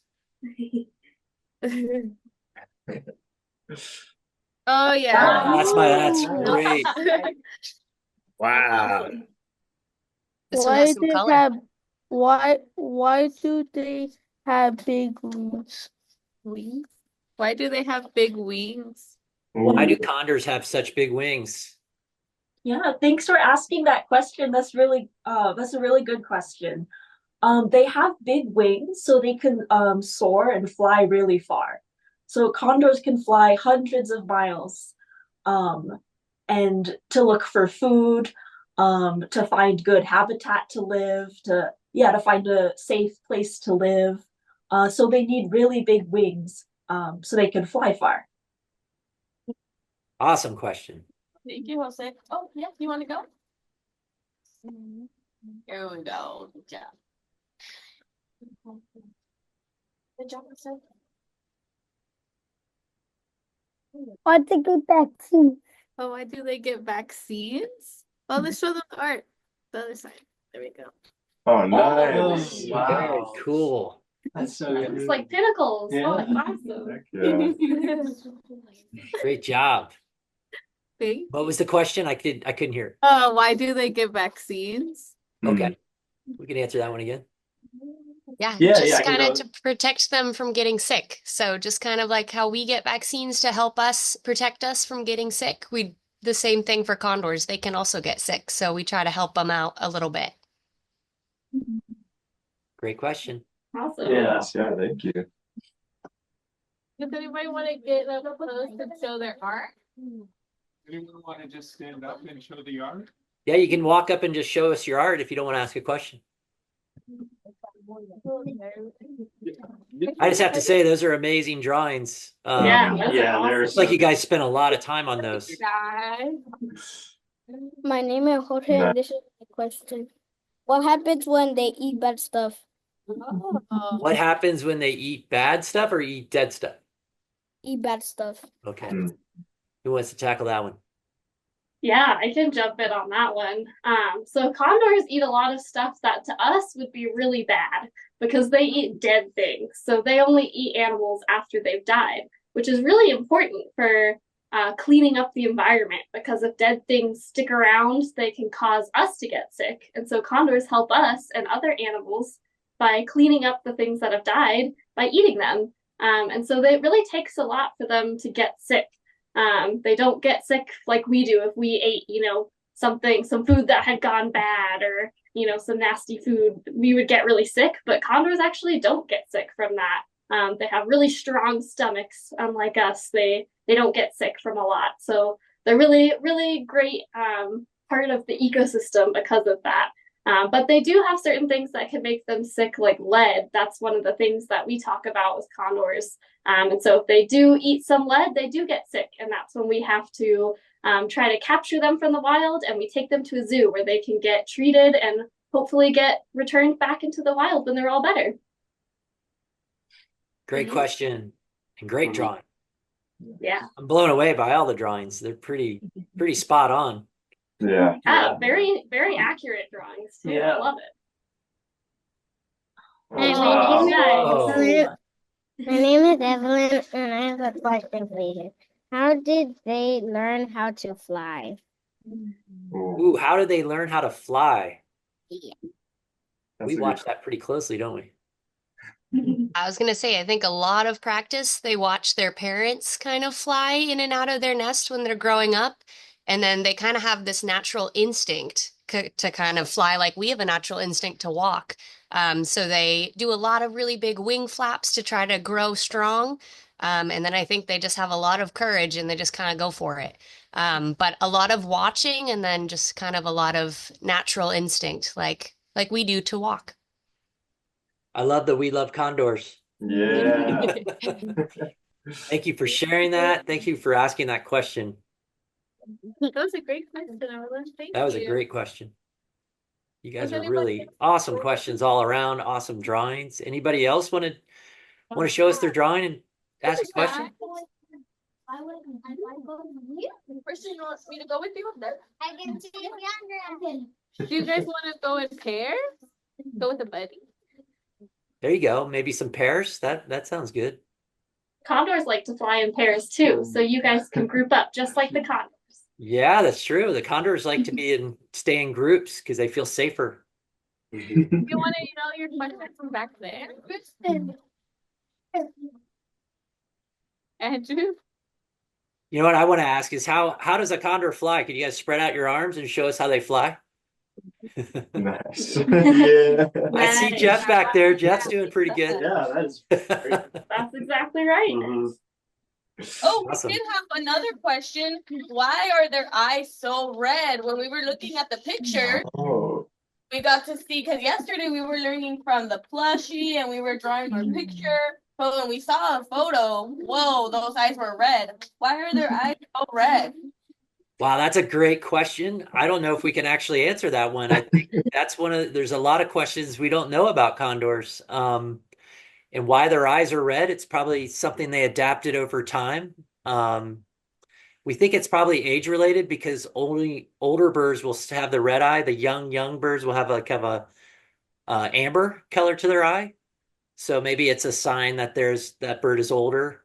And it maybe serves some other functions to the birds when they communicate. But it is pretty fascinating that they are so red. I mean, that is something when folks see them up close, they take away of just how red that eye is, almost like a blood color, pretty amazing. But wow, great question. You stumped us. Yeah. Question. So my question is for the scientists. How do scientists learn so much about condors in California? Oh. Go for it. Go for it, crew. I was going to say, I think we learn from each other and then we just learn from watching. So we spend a lot of time looking at condors and then we read about them. so we can read books about them and different, like there's scientific articles about condors. But yeah, a lot of kind of learning from each other, learning from people who have worked with them longer than, we have. And then a lot of just watching them in the wild. Yeah, we joke about it when we're out watching condors. Time changes. We call it being on condor time because you're watching it. You're watching the world according to how they interact in it. So it's the crew. We always joke we're on condor time when we're out there in the wild watching the birds. And yeah, just like you watch your pets or you watch other animals, if you watch them long enough, you start to see patterns. You start to see how they interact, how they talk to each other, quote, quote. Condors can't talk, but they communicate to each other in their own way. And it's taken years and years of observation to learn about this bird. So they're very fascinating. They make no sounds, only guttural sounds, kind of like a lizard would make, like a hiss sound and some grunting sounds. But otherwise, other than that, they communicate with each other just by the coloration of their head, the way they hold their bodies. Really amazing. So we're learning a lot about them, but they're very social. What we found, kind of almost like primates, we call them flying primates. They're very complex, very intelligent, and they have these long life what we would call as humans friendships, bonds, and they stick together. They basically help each other out, like we were talking about. They like to stay together, strengthen groups, and that's something we've learned too. Is that social nature of condors is probably more important than eating to them. So it's pretty awesome to learn so much about them, and there's so much more to learn. We feel like we've just scratched the surface, so we need that next generation of biologists to help us understand these animals and learn more about them. There's so much more to learn. I'm gonna say maybe we can figure out why their eyes are red. Yeah. We don't know. There's a ton of A very questions. common question. That's a good one. Yeah. Does anybody have any more questions for Okay, us? last Yeah. chance for question. Oh, over there.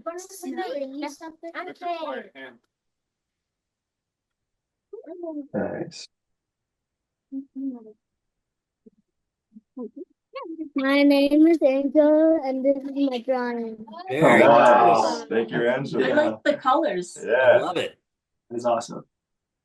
Very good. Do you have a question? Yes. And my question is, why does condor have tiny feet?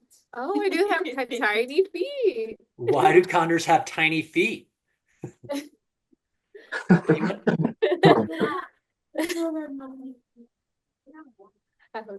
Yeah, Yeah, compared that- to their wings, they are pretty tiny. Yeah. Am I done? Oh, Yeah. look at that. Yeah, that's a great question. Yeah, their feet are definitely like smaller than their wings for sure, as Joe just said. But yeah, their feet, even though they're small, they're still very strong. So they use those feet for walking a lot and for perching. But they really just need them to be like stable to help them like support their bodies when they're perching on these skinny branches and such. But I guess they don't need a whole lot of size to them just to do that. But yeah, great question. Yeah, great question. Thanks for sharing your Thank picture. you. That's just awesome. Thank you. Bye. You have a question? A new question, guys. Oh. Why do they have toes? Condors are ready to go. Why do they have toes? I know. I think Darren touched on it pretty good, but maybe Yeah. Darren, you can. They use those toes to hold on to things. Their toes are kind of like our fingers, how we can grab stuff with our fingers. Their toes grab the tree. When they sit in a tree, their toes are holding onto the tree so that they don't fall off. So their toes are really, really important. They also need them to walk around on the ground when they're looking for food on the ground. Great question. Are we ready to see and Yeah. release? We getting close to release, guy? You guys want to see these birds go out? Yeah. I do too. I'm as excited as you are. Oh man. Cool. I'm gonna switch to the live. We're gonna switch to the camera right now. Say goodbye, guys. Hey, you guys can stay on and we'll go ahead and release, but we want you to shout out to release the birds. Okay. 1, 2,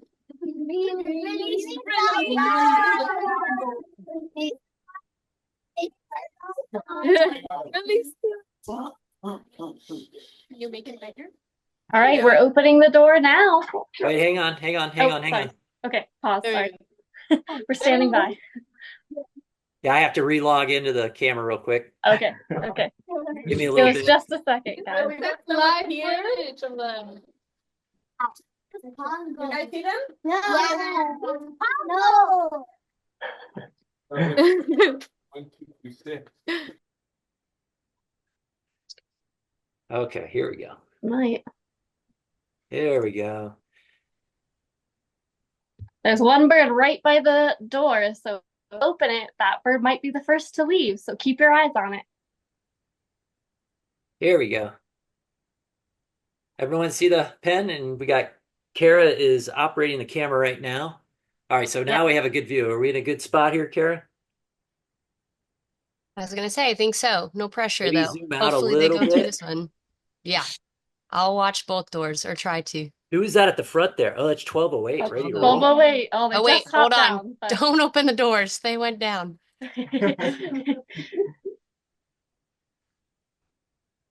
So we just explained to everybody, crew, you're going to open the top one first.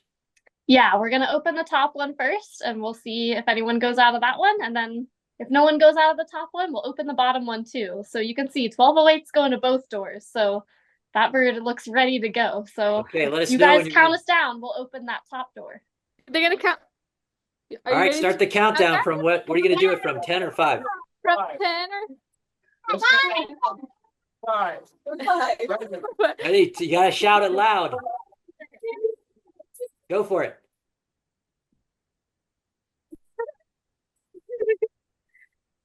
Again. 5, 4,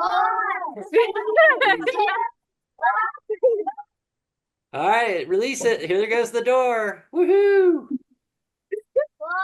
You guys see it opening? Does everyone see it opening up there?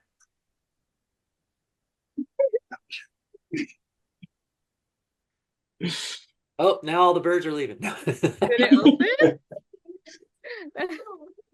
Go back to this. That top door's open. The top Maybe- door is open. You So guys the door is counted us open, so down. now we wait. Now we're quote on Condor's time. So whenever something changes around them, they definitely take a little time to kind of re-gauge what happened. So that door move, they don't see that door move very often, and so that's actually good behaviorally that they're cautious. But I think once they realize nothing's happening, they'll start easing back into the. I see. What's that? It looks like 1232 is looking pretty hard at going in there. Yep, I was gonna say the same thing. They're definitely checking it out. They're very curious, but they're being cautious, which is actually a good thing. We don't want them to rush out right away and Yep. get scared. We want them to take their time. Ooh, Who's this? okay. 1233 just went into the trap. She's on the bottom. So we'll see if she might hop up to that perch. Hey, if you for folks that are watching in the comments, you can start placing your bets on who's going to go out first. 1233 was my bet for who Oh, goes out what? first. So we'll Come on. see. But I think we each kind of had our picks. What is her nickname again? That's Well, Nara. There. mhm. Nara. Yeah. The tree. Ooh, we've got a vote for 1181. Nice. Ooh, He we also have definitely was really eager 1226 earlier. is also on the vote. 1226 was my guess. Yeah. Pongo. Oh, I'm with you. I'm with Pongo. Yeah.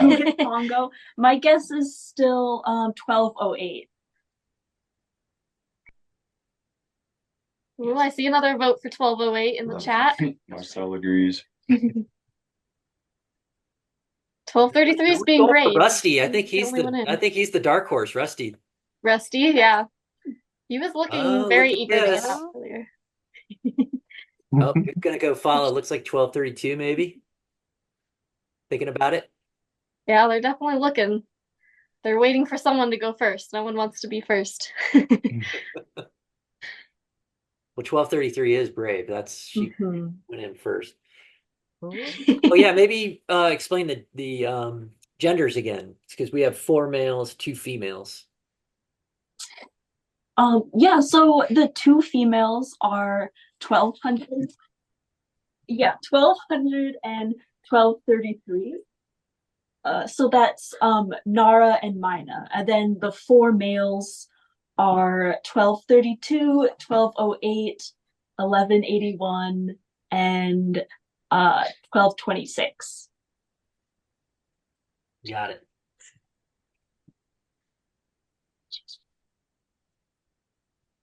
All right, so now we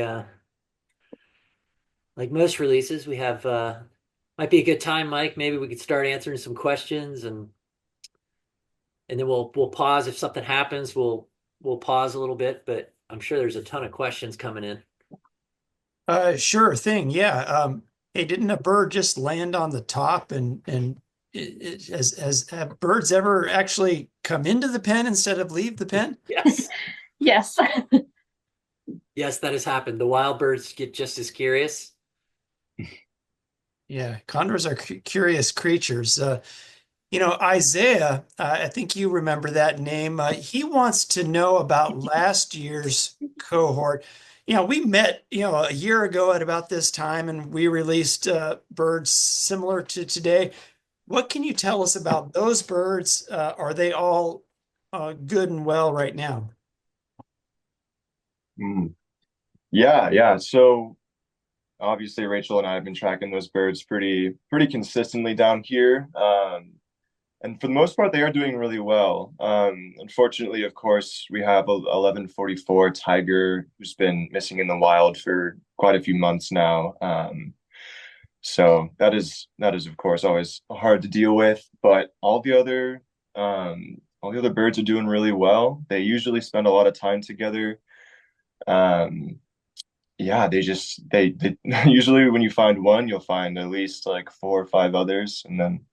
Of course, we've seen with the maps, we've had 1141, as Darren mentioned, going all the way up to like Hollister area. We've had 1124 going up to that area as well. 1139 making a few trips to Big Sur. So they're getting around and then always seem to come back here and just all converge and stick together in one big flock. So a good report from last year's group, and we hope the same for this group. What are some of the predators that you might be worried about? And is predation the primary concern? Kelly mentioned the possibility of on our chat of coyotes.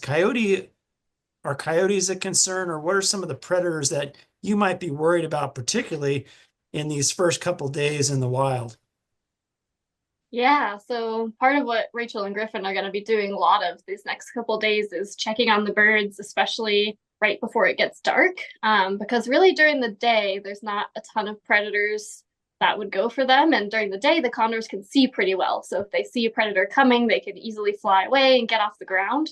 But at night, they don't have great night vision, just like we don't have great night vision.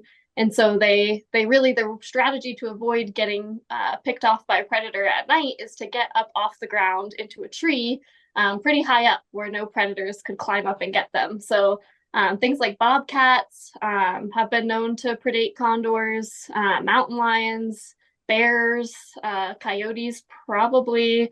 Yeah, any kind of mammal that would take advantage of kind of a large bird just sitting on the ground. So that's really the risk happens at night. And so that's kind of what Rachel and Griffin are going to be watching out for. And if they see any birds on the ground, they're going to try to encourage them to get up into a tree to spend the night. But usually condors have a pretty good instinct already to get off the ground at night. So usually there's kind of a urge within themselves to get off the ground and to get into a tree.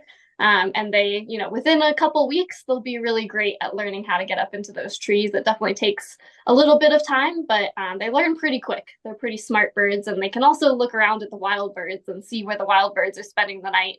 And that kind of helps them learn, oh, hey, maybe that's a good place for me to roost as well. They like to roost in groups because they're very social birds. So they see a lot of other birds in a tree, they might be inclined to join those other birds. And as we know with a lot of different animals, sometimes safety in numbers is really good too. So yeah, we hope they stick together and they all follow the example of a lot of the wild birds around here. Looks like 1233 is going to go up. Yeah, she's looking at that perch. Really yep. thinking about it. Yep. Come on, Nora. Yeah, we'll give her a little time and then, yep, she's There on we the go. perch now. All right, we might be close, everyone. Here we go. See if she'll notice. Freedom is I right think she there. definitely sees it. She's still thinking about it. It is funny because it's they sit in the pen waiting to get out, and then we open the door and they're like, wait a second. I'm not sure about this. Oh boy, she is. Oh, there. Yeah. I think she knows. She definitely sees it. We'll see if she decides to go for it. Something is different about that. Yeah. Yeah, there's a nice, Get it's kind of hard clear. to see from the video, but there's a nice little perch right in front of the door. And so if she gets up to that perch, she can kind of poke her head out and see outside. And sometimes that's encourages them enough that they can see the carcass right below them, and that'll Oh, here we go. Get Here ready. we go. She's on the move. Oh, Look at it. All right. 12:33. Awesome. Immediately to the food. And Kara, She's follow her. going right to the carcass. Oh, Look at that. Feeding already. Woohoo. Woohoo! That's exactly what we want to see. Oh my God, that's a perfect transition. Everybody, yes. Current population 103. Yes. oh. Yep. Oh, Mike, nice. Awesome. All right, Nara got the bid there. Got the first bird out. He was, Congrats. yeah, very brave. I'm wondering if those wild birds out there are going to come down and greet her here in a second. Yeah. I was gonna Yeah, say, give me a heads up if any other birds look like they're gonna go, but Okay. I'll stay Yeah, on so her for right far now. everyone else is still in the main pen, so no one else has gone into the DDT, but we'll let you know if they do. Okay. Yeah, there's a couple wild birds, I think 1123 maybe, and 1139 I think are on the roof right now, kind of watching her. So she might be interacting with some of the rookies from last year very soon if they see her chowing down on that carcass and they get a little jealous. But yeah, she's really just right into the carcass. She wasted no time. Yeah. And that's really perfect for us. She took a short little flight, Mm-hmm. and now she's feeding, so she knows where to get food when she's outside, and hopefully get greeted by some birds. But we really do prefer this slower approach by the birds. It's definitely if they go out one at a time just like this, that would be perfect. It's really cool. I don't know if you can totally see it with the video angle, but her posture, her body posturing is really submissive. She's kind of lowering her wings a little bit and raising her tail up a little bit and kind of ducking down. So already she's kind of showing the wild birds that are here that she's being submissive. She's not trying to be super dominant or challenge anyone for authority, but she's not being challenged right now. So she's already showing really great signs of knowing how to interact with these wild birds. And that's a testament to that time they get inside the pen interacting with these birds on the outside. They're not physically interacting, but in a condor world, they're interacting a lot. All that social stuff is still happening. So real testament to that, how important it is to have these wild birds coming around, interacting with these young birds before they go out. Totally. Yeah, looks like 1123 took off, but 1139 is still on the roof of the pen, kind of looking down at 1233 there. So we'll see. We'll see if she gets put in her place in the hierarchy. But so far, she's got free access to those cows. She's got a little feast for herself there. Yeah. Smart girl. Yeah, and just we were kind of touching on it with the class, but condors only eat dead stuff. They're nature's cleanup crew. A lot of people see the big size, and condors kind of being so big, you would think, oh my God, they must be predators, but no, they're just scavengers. And they use that size, we think, to help scare off other actual predators that can come and share the same food that they're on. So the size is a big advantage for helping them basically make other animals think they're bigger than they are, or more foreboding. But in reality, they just scavenge. They only eat dead stuff, and really important for the ecosystem to have condors on the landscape, cleaning up. They feed on anything as big as a a whale that washes up on the ocean, out from the ocean on the beach, they'll come and feed on it and clean it up, to as small as a ground squirrel.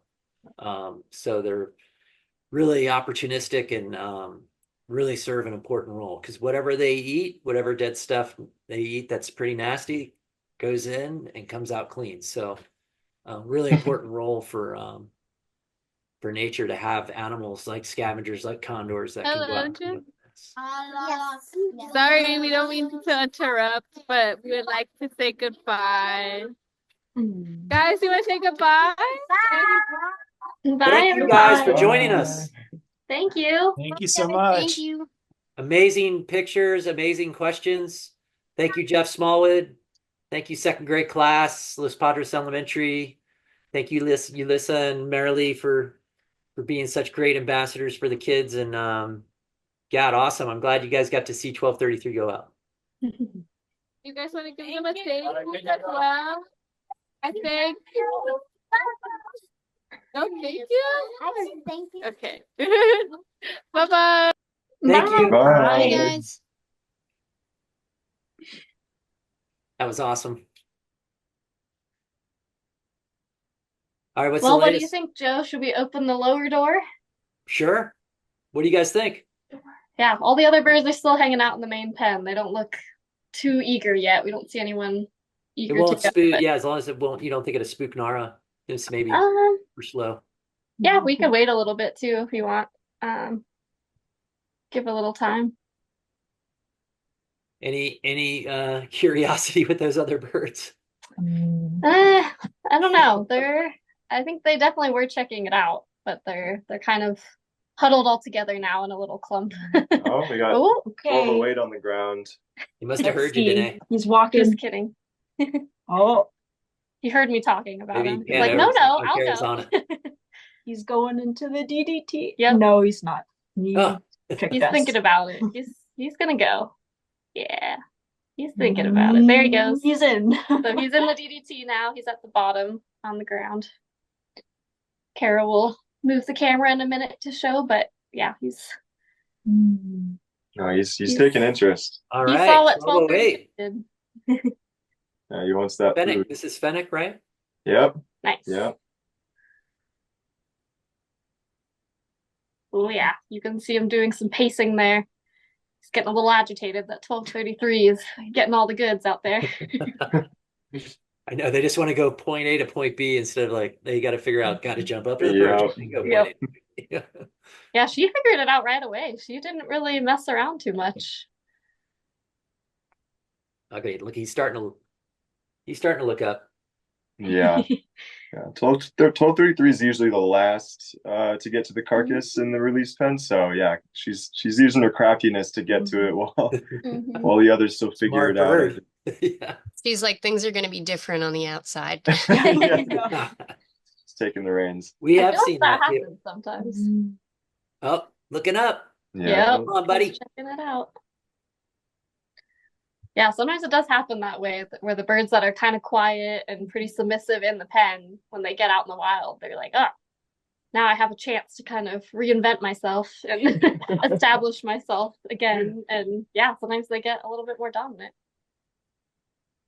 College years. Mhm. You think, Mike, we got a time for another question, you think? Yeah, it's great that Nara found food, didn't have too far to go. We provide supplemental food, but long term, these birds will need to learn to find food on their own. How long does that process take? It varies, right, guys? Yeah, it definitely depends on the bird for sure. I remember our rookies last year were pretty quick with it. They found a dead cow on a ranch not too far away, and yeah, made quick work of it. So yeah, it's definitely dependent on the birds. And usually they'll kind of, if one of them finds it, they'll all kind of stick together and find it together, but that's not always the case. But yeah, I would say probably, a couple months they're pretty reliant on the food that we put out. And then, yeah, we'll follow some of the wild birds too to find food. We'll follow turkey vultures to find food. Yeah, there's a benefit of being at this site here in San Simeon is there's a lot of wild turkey vultures that hang out here, and turkey vultures are awesome at finding food. That's kind of what their their job is for other scavengers because they have really great sense of smell. And so they will find the food and the condors can just follow them straight to that food. And then when the condors show up, they're much bigger than the turkey vultures. So they can kind of kick the turkey vultures off the carcass when they show up. But it actually benefits the turkey vultures too, because the condors are really strong. They can kind of rip open that carcass and make it accessible to the turkey vultures. And then when the condors have eaten their fill and they're relaxing in the sun with giant crops, the turkey vultures can come in and clean up the bits and pieces and have really good access to the smaller parts of that carcass. So it's a really kind of symbiotic relationship between the two species. And I think that's what a lot of the rookies from last year did. They really stuck with the turkey vultures, and that worked in their favor. They found some great carcasses on the landscape pretty quickly. You decided on the names or the nicknames for these birds. Did you also decide on the numbers for these birds? How is that determined? We didn't decide the numbers for the birds. The numbers actually, it's a stud book number, so it's kind of the order of their birth, or the order that they were hatched in captivity. So we have, for example, 1232 and 1233 their numbers are right next to each other. So they were born, like one after the other. And then some like 1181, he's in the 1100s instead of the 1200s. So he was born a little earlier than all the other birds. And we are back. Yep. He's definitely, I can see the frustration in his expression. So yeah, we'll see what he does, but we could open that lower door. He might be one that wants to just walk right out, but we'll see. I'm looking up a little bit. Yeah, we'll give him another minute or two, see what he does, and then we can try opening that lower door. But yeah, he's definitely looking at that upper door. He sees it.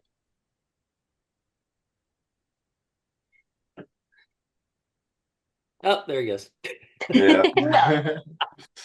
I love it. All right. Well, I think we can try to open that lower door. I always like this part because it's the viewer gets to kind of live in our world for a little bit of just how the condors never quite do what you want them to do or what you think they're going to do. They kind of keep us guessing. This is what it's like when we trap. You're like, yes. Go in, come on. I just need to, only it's opposite. You're trying to shut the door. But you like think they're going to go in the trap and then they're like, just kidding. Totally. All right, we're going to open the lower door. Ready to open the lower door? Go for it. Yeah, Rachel's going to open up the lower door for us. Here you go, Kara, just pan down.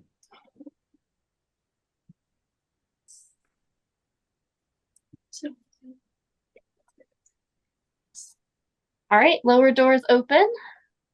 Nara 1233 was a little bit surprised by that, but she's still standing right there by the bath, just looking at that door.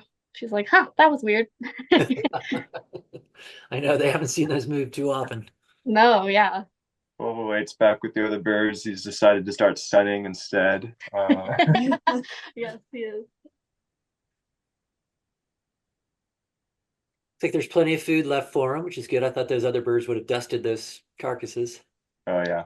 Yeah, no, there's still a good amount of meat left on them. They definitely, I saw some birds with crops, so they're definitely eating well, but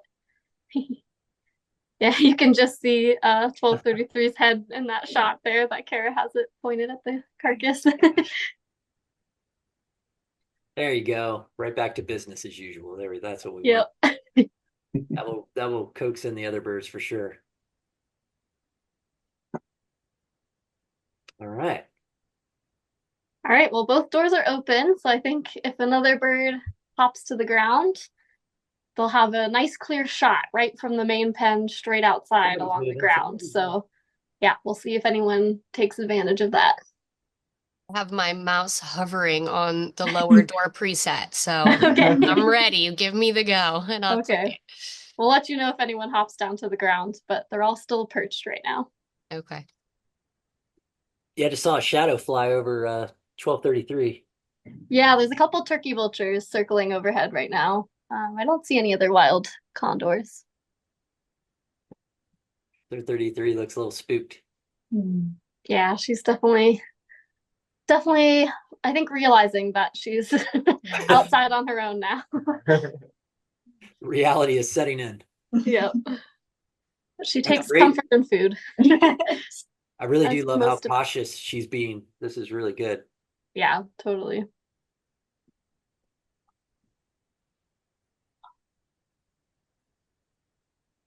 All right. Oh, okay. So Oh, somebody's down. 1232 just hopped down to the ground. 32. Oh, here we go. There you go. Boom, just like that. Look at that. Bolts right out. Oh, gonna get our own carcass. That's Finn. Come on, Pongo. You were supposed to be the first one out. It You looks were like so Get my there's memo? some this action. morning. So that's the Oh, two looks like we got youngest some birds of folks the that cohort. voted for Finn to go out. I see some heart emojis and Yeah. Finn and Nara, our first two out.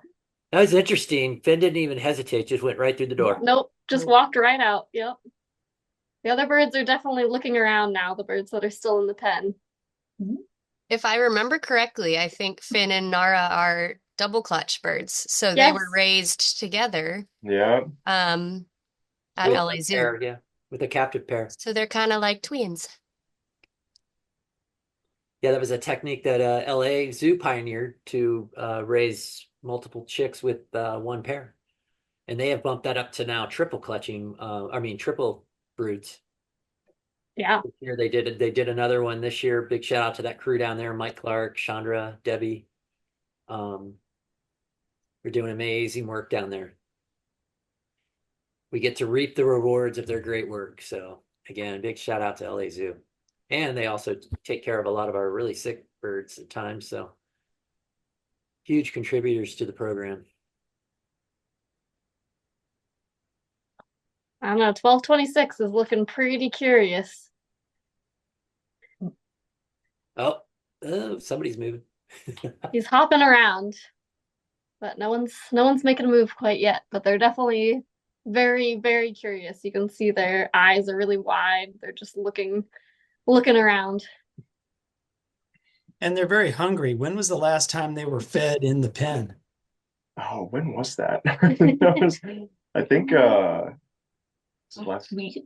Yeah, last Wednesday or Thursday, I want to say. Yeah, and we made sure to put the carcass out in the DDT. We wanted to get them more acclimated. We also put one outside, so there was one inside and outside right next to each other, just to sort of coax them and get them used to hopefully seeing these carcasses out there. And so looks like at least two of them have caught on to it so far.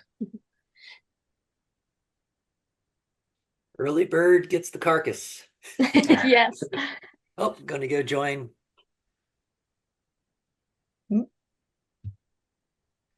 They're reacting to them. Seems like they're reacting to the shadows above. Yeah, Yeah. That's definitely. instinctual, because if that was an eagle, that's a good thing. Yeah. Totally. You want to know when that eagle's Oh. coming. Oh, look at this. Yep, got some Little aggression hierarchy from at work. 1232 there. Asserting his, But I'm his your buddy. dominance. Let me just feed. No, you know what would be interesting for Griffin and Rachel to see if that transitions out in the wild, because sometimes we'll see the captive hierarchy change of the release birds once they go out. Yeah, I'm really curious to see what's going to happen with 1181 and 1208 because they're both like top dogs in here. But I have seen 1232 be a little like kind of stand his ground with those two every once in a while. So it'd be cool to see. It's like somebody's hopping down to the ground and hopping back up. Yeah, 1208 is definitely getting antsy. That was the bird that was pacing around in the bottom of the trap earlier, and that bird is definitely you can tell it's getting a little agitated that those two other birds are out there eating without him.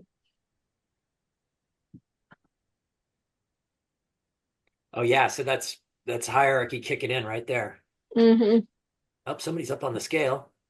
That is Yeah, wait. 1226 again. That's his favorite spot. Oh yeah, are you getting a disproportionate amount of weights on one bird versus another? Oh, yeah. Definitely. 90%, 1226. That's hilarious. What's that weight right now? What are you looking at? I think he was at 18. He was on it earlier. I'll check it really quick. Perfect Yeah, release weight. sitting at 18 and a half right now. Oh, perfect. Yeah, And they're that's at 18 to before 20. feeding. Yeah, pre-feed. It's a big bird. Yeah, and that'd go up by a couple pounds at least once he builds up those pectoral muscles out in the wild for this flight muscles.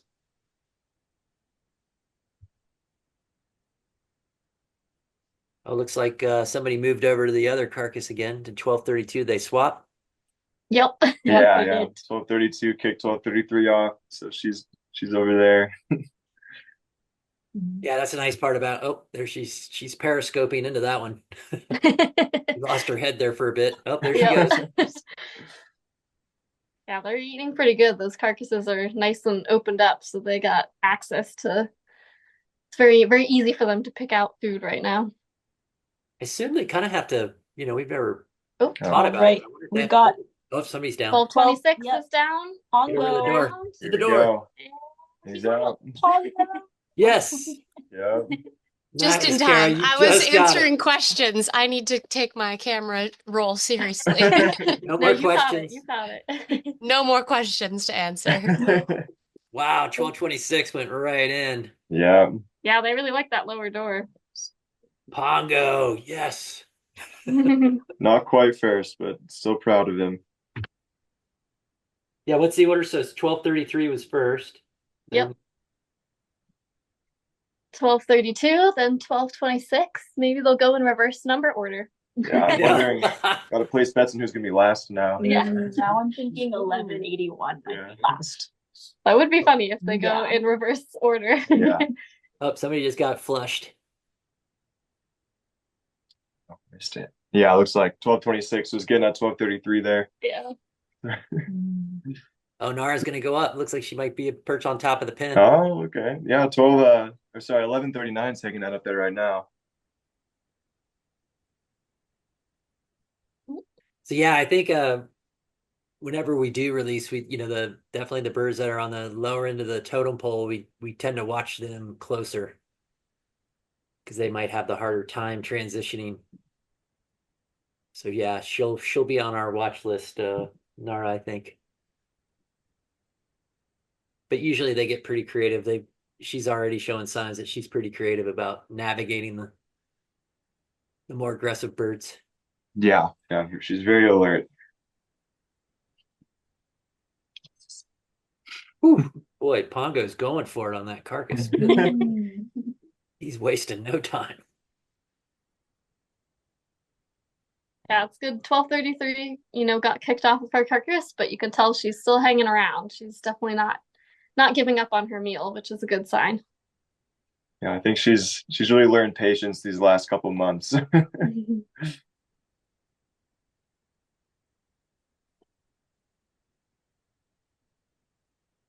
Yeah, I wonder if they'll use the back today for the first time.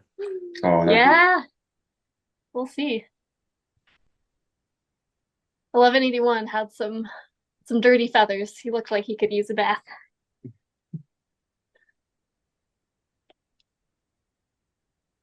Funny, those other three are looks like they've actually moved further away. Yeah, they did. Yeah, they're sitting very close together. So interesting, That's just gotta be hard for them to just watch. Because they're hungry. Yeah. Yeah, they're definitely very alert right now. So I think they're don't know what they're thinking about. Somebody just take a flight? No, that was 1232 chasing off 1233 again. Oh yeah, look at he's got his tail up and his shirt. He's all puffed up. Yeah. That's a good shot of how they when they're aggressive. Mm-hmm. How they kind of flare out their feathers and make themselves look big. It's funny, Nara's like, I can wait, no worries. Yeah. Yes. I'll just wait till you're full and then I'll come in. I like that she's named after a tree where she just kind of she stays rooted and Yeah. she just bides her time and She's playing the long game. yeah, I like Nice. Oh, there she's working her way back up. Yeah.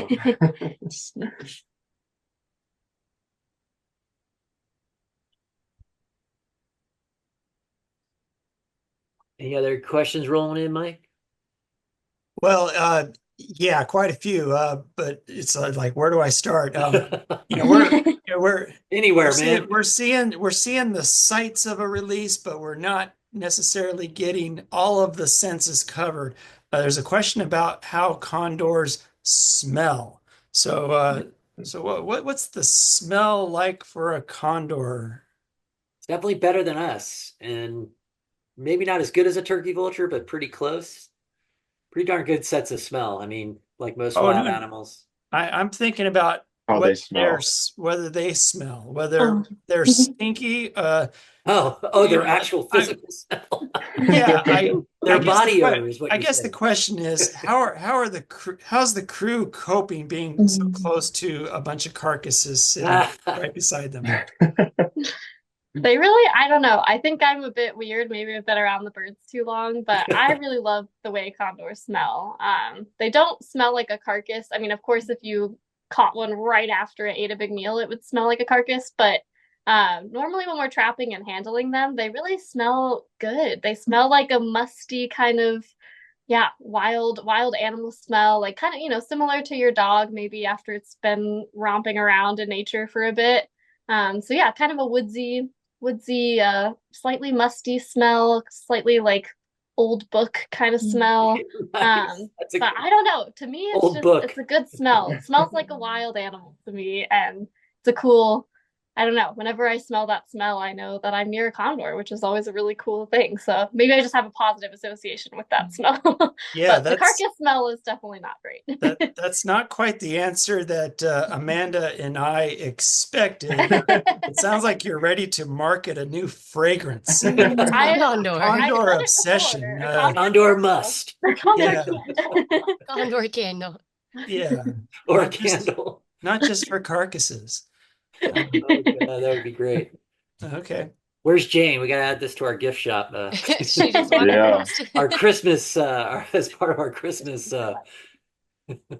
Coming to a website near Condor you, scented Condor candle. Condor candle. I love it. We'll start brainstorming. We'll work on scents. We gotta find a perfumer that will be willing to take that on. Yeah. But I think we can make it happen. They're gonna be like, "What's your inspiration for this candle?" And you'll be like, "Don't worry about it." Yeah, there is a distinct sort of musty odor that the condors have, maybe a little different than you might expect. So we've covered the smell. Peter's interested in genetics now. Is genetic diversity a consideration in determining which birds get to which release sites? I guess Fish and Wildlife Service decided that we would get these 6 birds. Do genetics go into that equation? And also, is genetic diversity an issue with the condor population now? Yeah, so 100% genetics determine where birds get released. And it doesn't get as, the resolution is more California versus Arizona and or Mexico. So they have a meeting every year. They have a geneticist on the team that runs the numbers. They change every year, like the bird's relatedness to another bird changes depending on how many birds are produced. And so every year they rerun it, and they determine when birds are hatched and getting sent out to these different areas. They designate, like this year we have the 12 here in Central California, and then there's 11 in Southern California. So we had 23 birds designated for California this year, and then Arizona got a similar number. So yeah, it's definitely genetics are the main driver. And then genetically as a species, from what we've heard from geneticists who are experts on the subject, that the condor is in really good shape. When they almost, when they got down to 27 birds in the water, in existence, when they pulled them all into captivity, of those birds, there were 14 founding members, which is really, really rare to have that many unique genetically individuals within a sample size of 27 to have 14 that are pretty genetically unique. We kind of hit the lottery there. We got really, really lucky. And again, so on the genetic diversity in terms of from those 27, they've captive bred and grown the flock. We had a pretty good genetic mix in there, and we haven't seen any kind of anomalies or anything with genetics since then. And yeah, all the reports we get from the geneticist is comparative to other species that have bottleneck like the condor, we're in really, really good shape. So yeah, we're really fortunate. It seems remarkable when you think of down to just 22 birds, and it strikes me as really a testament to the heroes of condor recovery over the last 5 decades, where this bird was so close to extinction. The captive breeding really saved them, and then we have our work now where we're just trying to sort of finish the job and reach our goal of a self-sustaining population. Yeah, and Mike, we didn't get to it, but I didn't know if you had any updates on the non-lead program, how things are going.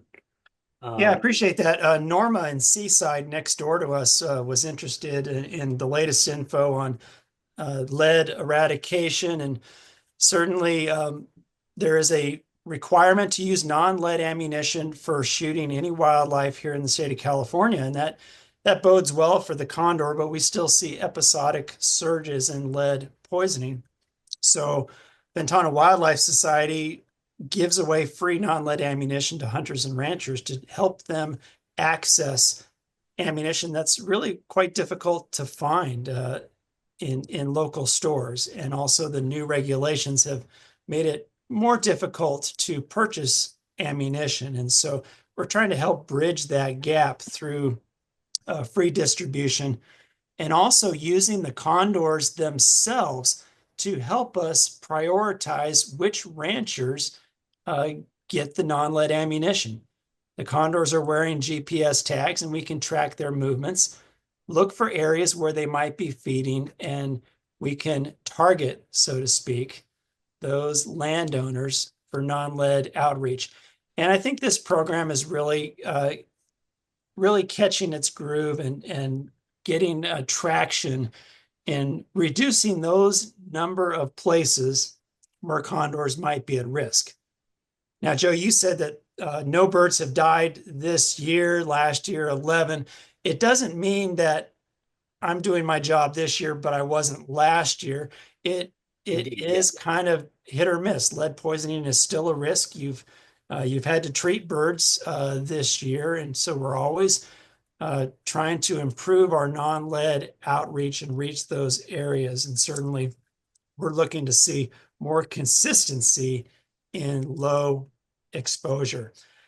I am off today. As soon as we sign off, I'm going to get in the car and drive to Bakersfield, California in the Central Valley.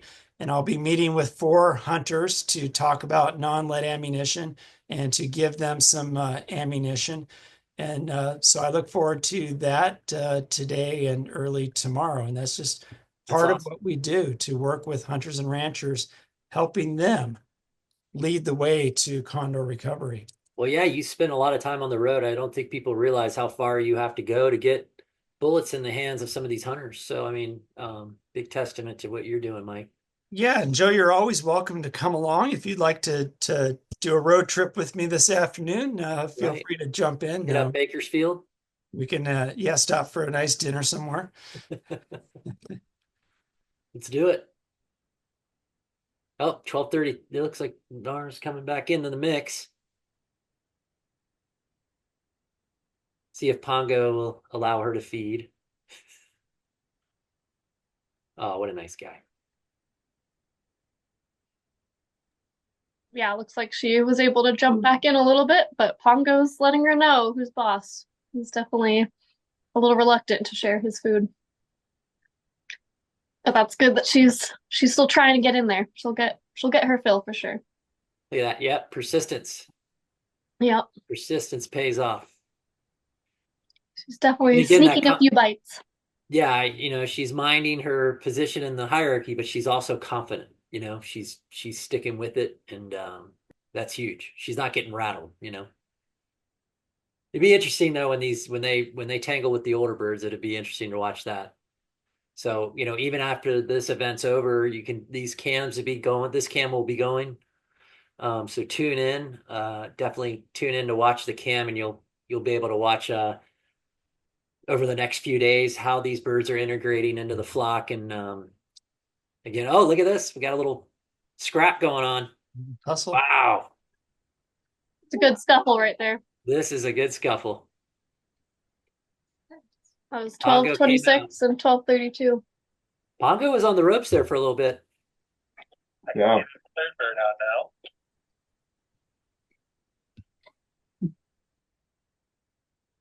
Do you ever notice individuals that just don't like each other and it's always that way for the rest of their lives, or do they sort of get over little spats like that?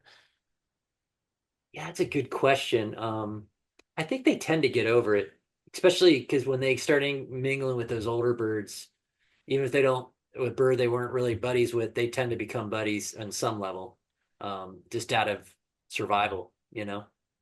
But yeah, I don't know. I can't think of any examples. It seems like they all eventually give in and get along.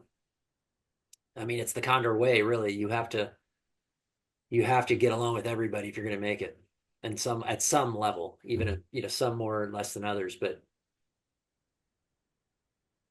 yeah, that's one of the more fascinating parts about these birds and their behavior. I mean, that's the part that has our wheels spinning constantly, of how these birds interact with one another. So as an update, we have 3 birds out of the pen now and 3 birds in the pen. Who's left in the pen, name-wise? Yeah, so we're looking at Mina, 1200. We got, who's next to Mina? Next to Mina, there's Rusty, 1181, and then 1208 Fennec. So those are the 3 that are sitting right next to each other, still left in the pen. Yeah, and outside the pen we have 1232 Finn. Well, 1233 Nara went out first. 1232 Finn went out second, and then third Pongo 1226. So half the batch out. Half the rookies are out there. This is on par with previous releases. I would say we got the birds trickling out, which is what we like. I mean, it's pretty much going to script. If those other 3 take their sweet time and don't go out to this afternoon, that's just fine. As everyone remembers when 1085, when he literally went out. Darren remembers, went out, and Danae and Kara went out right at the end. I mean, yep. I think we said we were going to close the door at 5, and I think he went out at like 4:58 or something. Yeah, right. Literally down to the wire.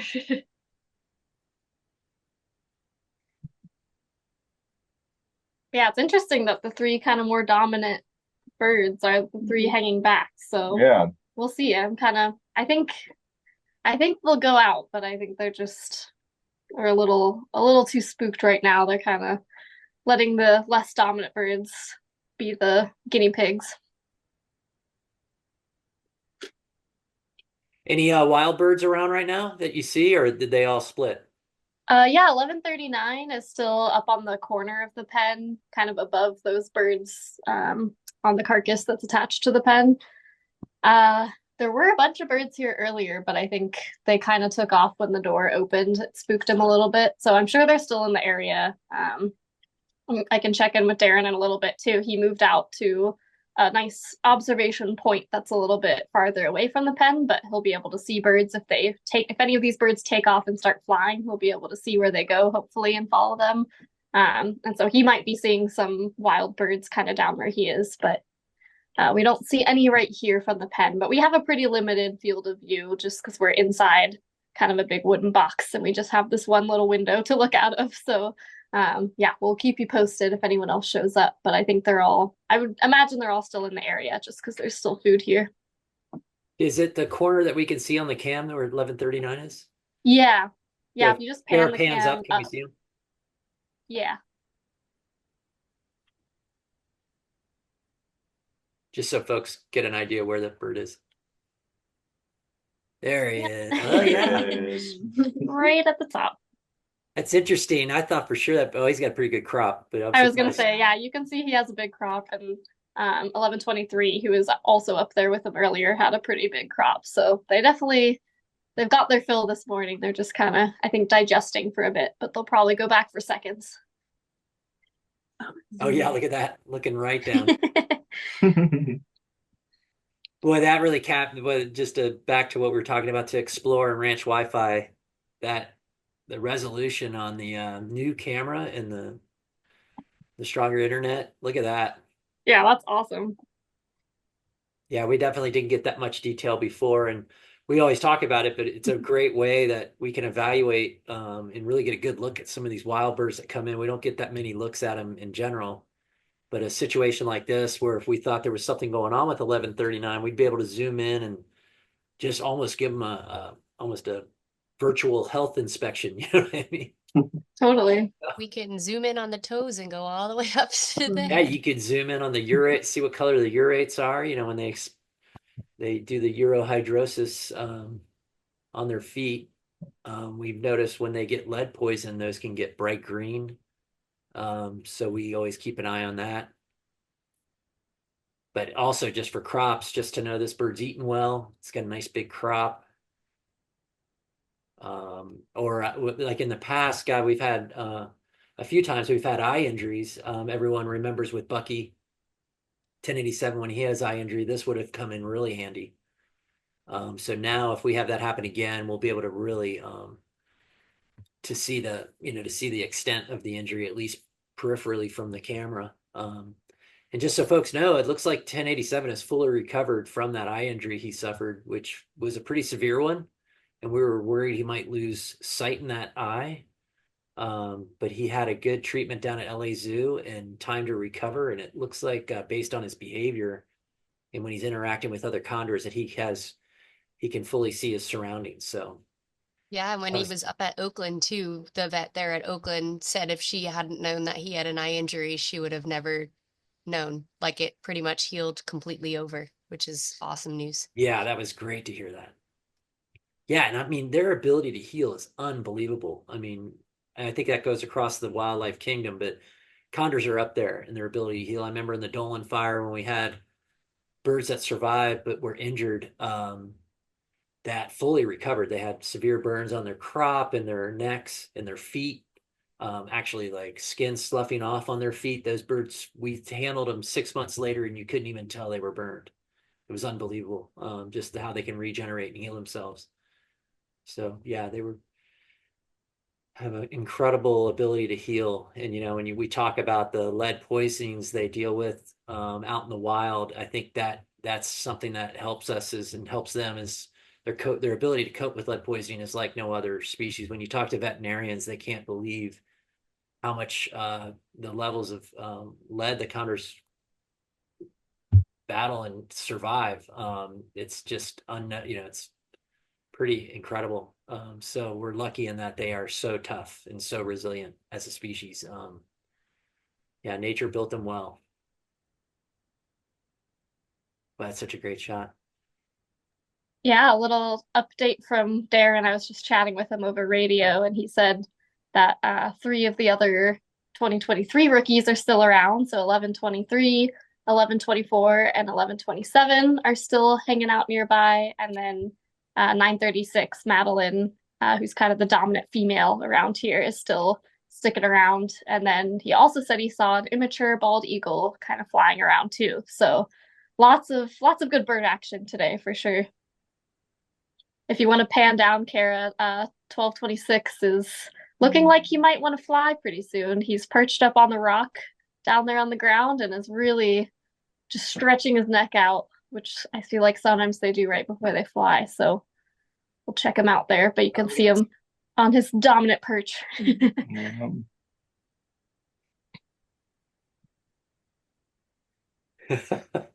I think it finally just hit him that he's out there in the wild. Oh, there you go. Back to the carcass. Little hop. you can already see, at least from our view, he's got a little bit of a crop already. So they're definitely not being shy. They're chowing down. Oh, that's awesome. Yeah, I know that gives us peace of mind, knowing when they do make that first flight that they have a little food in their crop. Totally. It's gonna take them, we all know how it goes. It takes them a little time to figure out how to get back. Yes.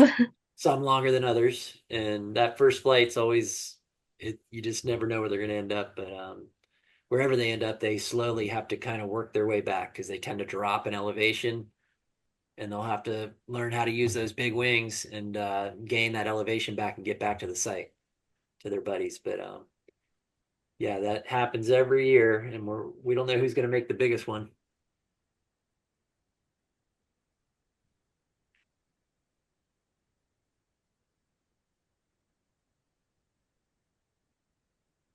So, Mike, we got any other questions rolling in? Oh, sure. Yeah. Do any of these birds, will any of these birds have access to the pen to go back if they want?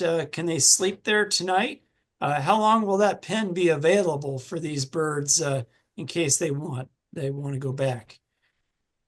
Yeah, so we'll actually close the doors at night, just because we don't want a predator to get inside the pen. That would be bad news for any birds that are still in the pen, or if a bird decides to roost inside the pen, we don't want them to be vulnerable to predators. Oh, and it looks like 1208 just hopped down to the ground. So Kara, if you want to move to the lower door. Nice. He's running towards the door. Okay. Here we go. Who's this? Yep. Oh, 1208. Fennec. Fennec. In the DDT. Here we go. He's right there. Yeah. Number four out. 1208. Nice. Fennec is out. And immediately trying to assert his dominance. Yeah, pan over a little bit. Kara, we Yep. got some action. Yeah.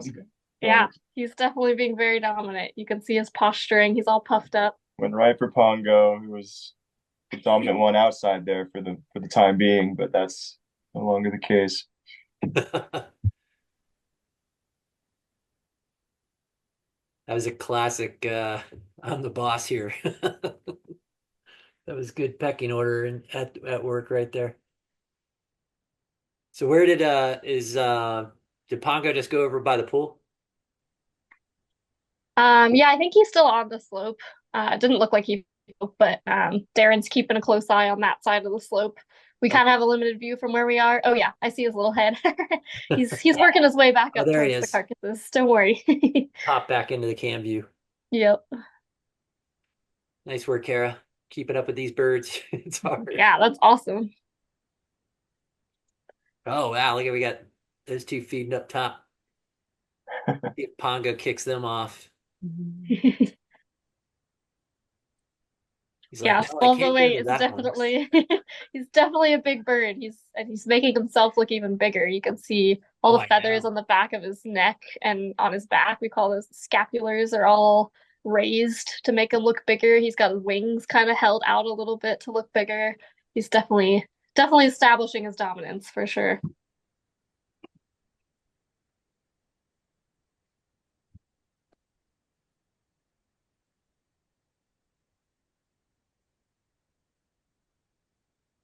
But sorry, Mike, you can go back to your question. I kind of forgot. Oh, about the closing the pen at night. That's what I was saying when when Yeah. 1208 went out. But yeah, Yeah, I we do think if close the they pen if they at night. enter the pen, then if they're there by nightfall, you would close the door behind them, let them stay in the pen safely overnight, and then reopen the door the next morning. Exactly. Yep. So yeah, as soon as the last bird is out, we will close the doors so they can't go back in. Once they're out, they're out. We don't leave the pen open to them to come back in again, just because it's mainly it's just a hazard for predators and stuff. And we want them to. They're wild birds now. We want them to to learn how to be in the wild, and the only way they can do that is by experience. So yeah, they get to go out, and then we keep putting food out for them, so they'll keep having a food source here. They can perch on top of the pen. The pen is still a resource for them, but they'll just no longer be inside it. But yeah, that was a good question.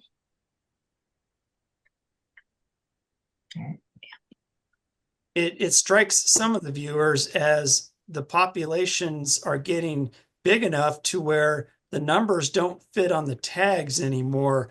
Will condors eventually have tags with letters instead of numbers? When I first started 15 years ago, we were up to Condor 400 and something. But now we're up well over 1,000. So what's the future of the Condor tags? Of course, our long-term future is no tags, right? Tagless. But in that meantime, that's the main goal is to not have tags at all. And we've just gotten creative, as we've gotten up into the like you said, we were in the triple digits. Now we're in the quadruple digits with some of these birds. And like you can see here, we have yellow tag condors, but those are the 200 level. But when they're underlined, they're now the 1200 level. So it's yellow. We're repeating the colors in the in the thousands, but we're underlining the numbers. So we still have ways to go with this system before we'd actually have to consider like alphanumeric or something like that. Some of the other sites do that. Arizona does alphanumeric. Northern California is doing alphanumeric.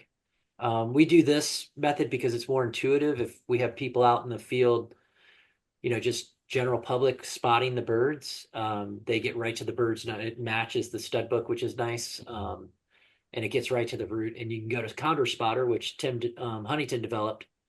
And Condor Spotter's linked up with our Condor bios on our website. And you can literally enter the color of the tag that you're seeing, the number, whether it's underlined, and then it will take you to the possible birds that could be. And it's a great way to learn about the individual that you're seeing out in the field. As long as you have a cell phone signal, you can pretty much, or you take photos and look at them later, you can quickly learn about who that bird is. And then it links you to our website for a more detailed bio about that bird, when it was released, who its parents were, its personality, kind of like its little life story. It's, because we see these birds as individuals. They have definitely individual personalities. Like most animals in a hierarchy, you have. All right, Joe, I'm gonna stop you because Oh, yeah, 1200 is on the ground. Sorry. No, you're good. Interrupt Yeah, anytime. Okay. Yeah, 1200 just hopped down from the perch. They're still in the main pen, but they're kind of wandering around on the ground looking for a way to get into the DDT. Yeah. She's at the human door right now that is closed, but she's getting there. All right. Here we go. Walking. One step at a time. All right, here she goes. Yes. She's out. Nice. Oh, wow. Oh, did she fly? Big flight. She's gone. Oh, yeah. She's gone. Yeah. She just flew right over where Darren is. Oh my gosh. And she circled around. Wow, that was coming cool. back. Coming back to the slope. And wow. She is. Stick Nice. the landing. Here, I got it. Almost. First flight. Wow. Stuck the landing. Yep. There's a bit of delay. I'm like, come on. That was great. That was textbook. Yeah, she went really quick. Amazing. Look at that.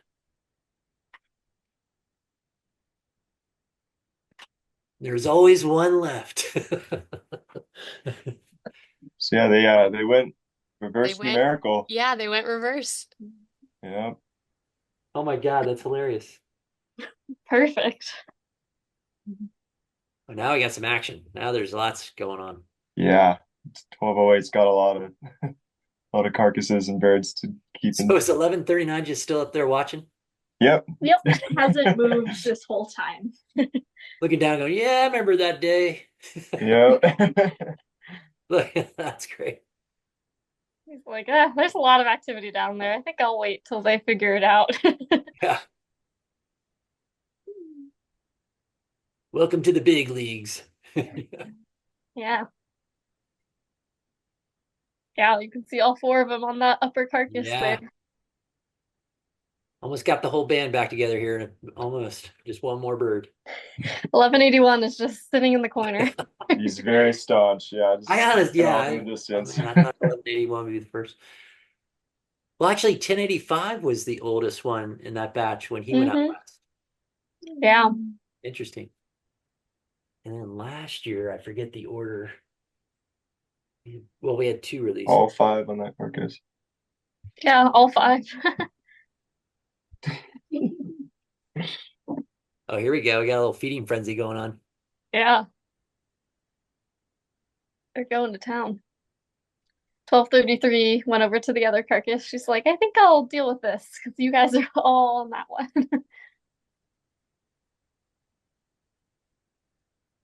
Oh, Here, okay. Okay, Everybody. 1181's moving. Yeah. First time he's moved in a 1181 while. Do you want to pan to the lower door, Kara? Just thinking about it. He's still on the perch, but he's got that look about him. So cool. Getting rowdy on the outside. He wants to be part of it. Yeah. Oh yeah, here he goes. Go. Whoop. You could tell he wants to so bad. He's just a little too nervous, but Teasing us. he's definitely thinking about it. I don't know how he can resist. That just looks too, with the Yeah. frenzy going on. And Oh yeah, there's Wow. quite the frenzy going on the slope. 1208 is being pretty dominant. Everyone else is kind of giving him space. so again, 1181's got dominance over 1208, you think? It's really hard to tell because Okay. there will be occasions where Oh, they're get both. ready, Kara. Here he Here we comes. go. Yeah. Hand back to the lower door. Yeah. Here he Here you comes. go, last bird. Come on, buddy. Come on, buddy. Rusty. Oh, Come on, Rusty. they always just want to make the direct path. Yep. He's go. Oh no. Oh, come on, buddy. So close. He's right there. This is classic Condor time. Come on, buddy.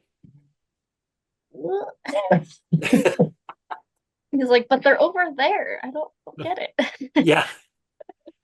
Where's that magic door they went through? Yeah. Okay. There he goes. Come on. Oh, There you it go, buddy. Okay. Oh.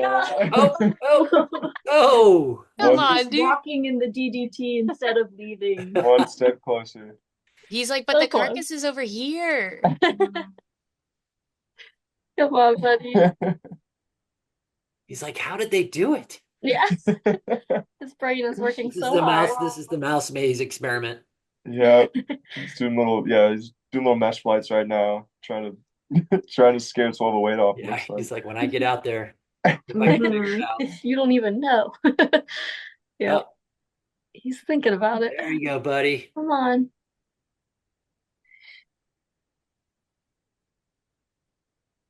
So close. Here we go.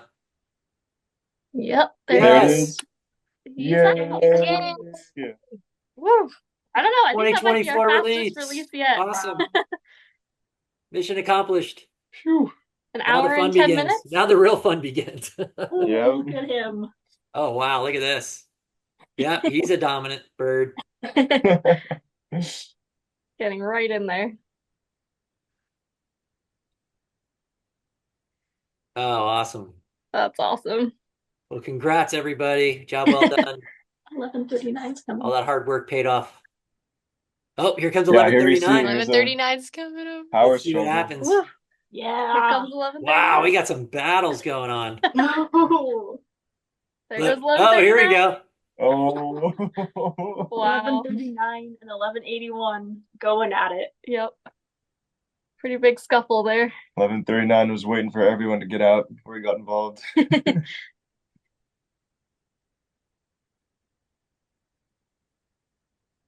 Yeah, that Wow. was a good scuffle.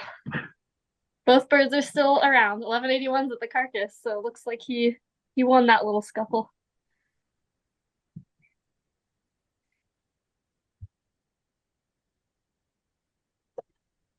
Awesome. Should we close the door now? Yeah, so we'll go ahead and close the doors nice and slow. Maybe The red start with the ones. upper one and then For sure.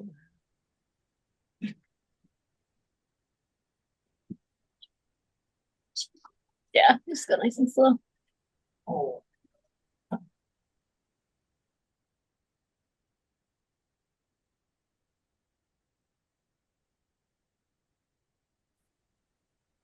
Wow, this is picture perfect.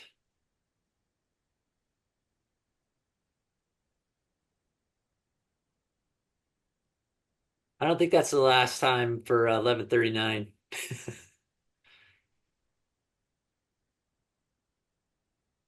Because gonna let these birds have their fun, but I think the reality is gonna come in pretty quick. But that's impressive for 1181.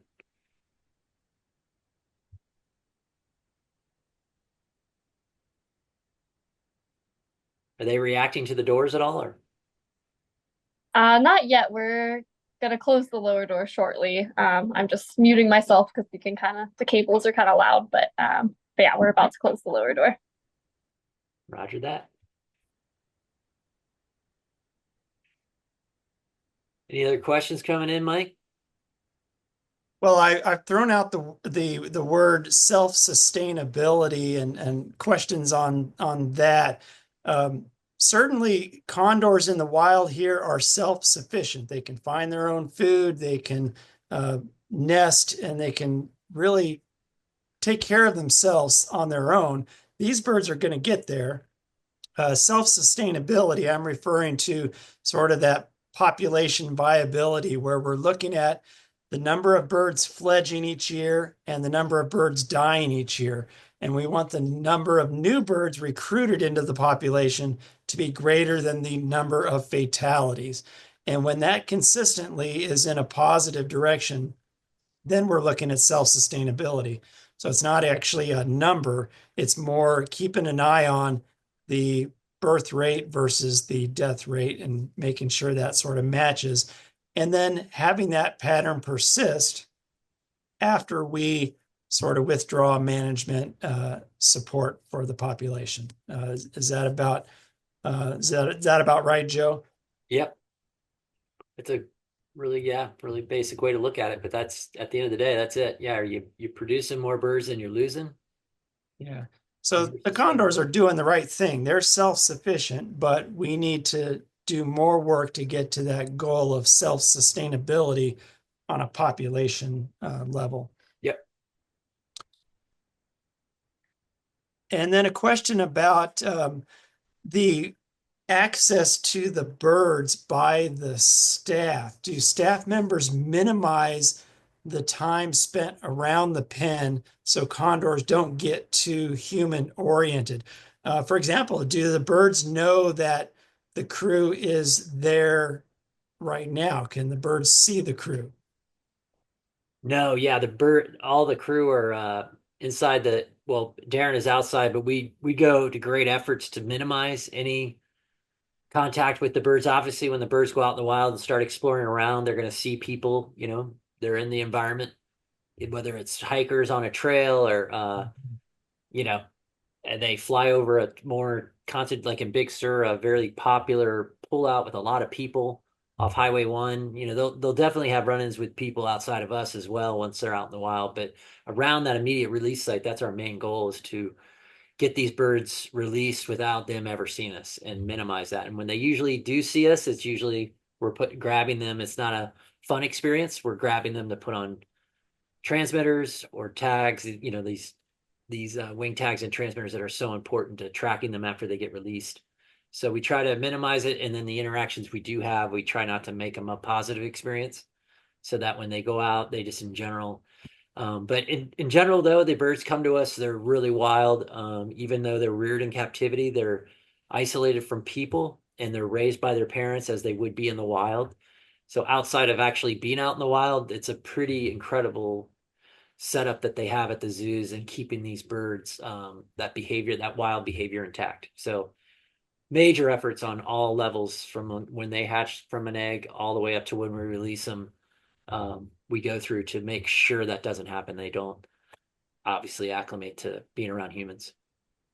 Yes, and I'll add that those carcasses appear in the night. So it's not like the birds see us necessarily dragging a carcass, and they do not associate the carcass with us necessarily due to the timing of when we place them. A question from Kelly regarding that self-sustainability issue. Do you feel self-sustainability is obtainable for the current condor population? My opinion is yes, because they are so self-sufficient and they are doing the right things. We just need to do more work on the non-lead outreach front, and we believe that it can happen. Anything that you would like to add, Joe, or the crew, regarding whether our goal is obtainable? Yeah, I mean, I don't think any of us would be doing this if we didn't think it was. It's definitely challenging. For me, especially, been doing this since 1996, and we've had some big challenges along the way, but to see where we've come, and we still have a little ways to go, but I feel like we're very close. And again, so lead poisoning is the big one. Outside of lead poisoning, these flocks, the birds have proven to us that they can do the self-sufficiency side of it. They can breed on their own. They can feed on their own. They know what to do. It's just clearing out some of these mortality threats and mitigating them and minimizing them. And I think the sky's the limit after that. No pun intended for the flock. And then, I personally can't wait for the day I see a condor and I don't know who it is, and I don't see a tag. I don't see anything. So that'd be when I know we've hit our mark, when I can go out just like everyone else and go hike around and see a condor just like everyone else. And one thing that strikes me this year especially is the number of new nesting pairs. And it seems like each year we're really growing in that capability of condors to replace their numbers. They are doing the right things. They are nesting very well. Wasn't this year a record year for nesting? Yeah. So we had 9 chicks produced, 9 nests and 9 chicks produced. They all haven't fledged. Once they all fledge, that will be a record. Our previous record was 5 in 1 year, 5 chicks to fledge. Right now we're right at 5. We have 4 more to go. Or actually, is it 5 more to go? Yeah, anyway. But which we think we will, at least 8 or 9 of those are going to fledge. That will be a record year on top of the very, very, very low mortality. This is on record. 2024 is on record to be the best year we've ever had.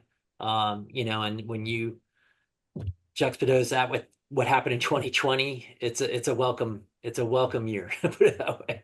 It's something we've been striving for, and we hope to have many more like this. If we keep having years like this, we're closer to our goal than we think.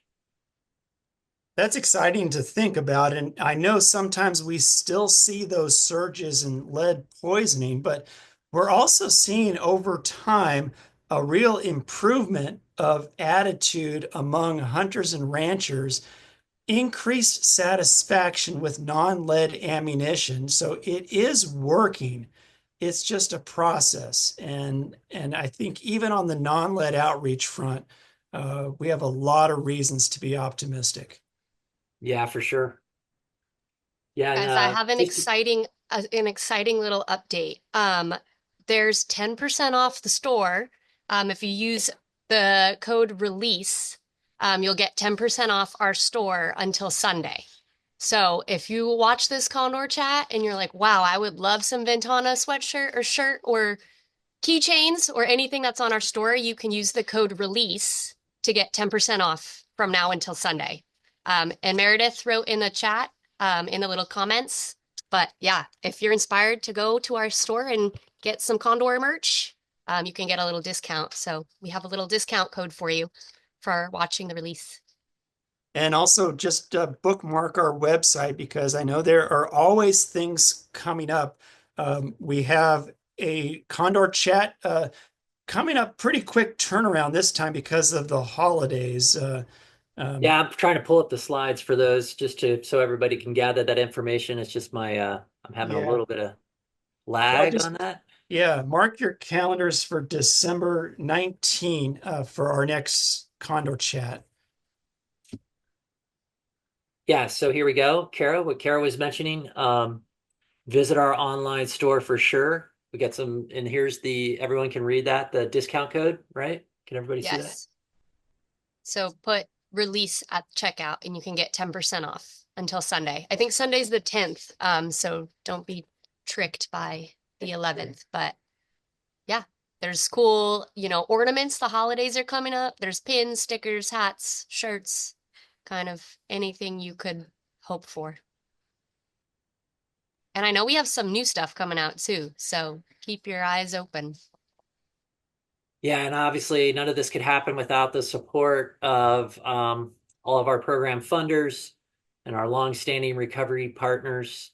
It's a long list here. Of course, I mentioned Explore, but please read through. We have federal and state partners, and obviously our foundation support and National Park Service. Pinnacles is such an important partner. U.S. Fish and Wildlife Service, we couldn't do this without them and their leadership. All the zoos for rearing such amazing birds that we get to release. And again, our longstanding partnership with Yurok Tribe up north. Really excited to what's happening up there. They have 18 birds going strong. They just did, there's some recent releases. So we're really excited to see, to have supported that project, to see it come off the ground. Yeah, and again, all of our supporters here. Kelly, I don't know if you want to add anything on the funder side, but well, I just want to say thank you for all of the work you guys have done to get us to this point, and of course, thank you to all of our supporters. Yeah, glad you brought this slide up. Our partners are really, really important, and all of our contributors make it happen. So thank you, and what a great job! I just love all your commentary and just sort of letting it happen. You all really work so well together. So thanks again. Yeah, as Mike was mentioning, we got our next Condor chat here coming up pretty quick. So that'll be an exciting one. We'll have updates on the rookies. We'll have hopefully some idea of where some of them have flown. And again, keep an eye on the cams. They're going 24/7, our Big Sur cam. And obviously we have a couple cams in Big Sur, and we have our San Simeon cam going around. So we'll try to keep the cam operations good and try to keep the cam on the birds and the activity. And just keep checking in, and the Condor chat should be exciting. Hopefully by the next Condor chat, when you say, guys, we hopefully will have confirmation of more fledges. Back to that idea, we only have, is it 5 of the 4? Sorry, I can't remember what we had on the slide there. 5 of the 4 have fledged, or is it 4 of the 5? Or 4 of the 4, yeah, 5 of the 4 9? of the 5 at Pinnacles have fledged. And then for our nest, we have 2 suspected fledges and 2 still yet to fledge. Yeah. So we have 4 of the 9 confirmed, and we're pretty sure, because Pinnacle still has 1 more, right? That's ready to fledge. Yep. Yeah.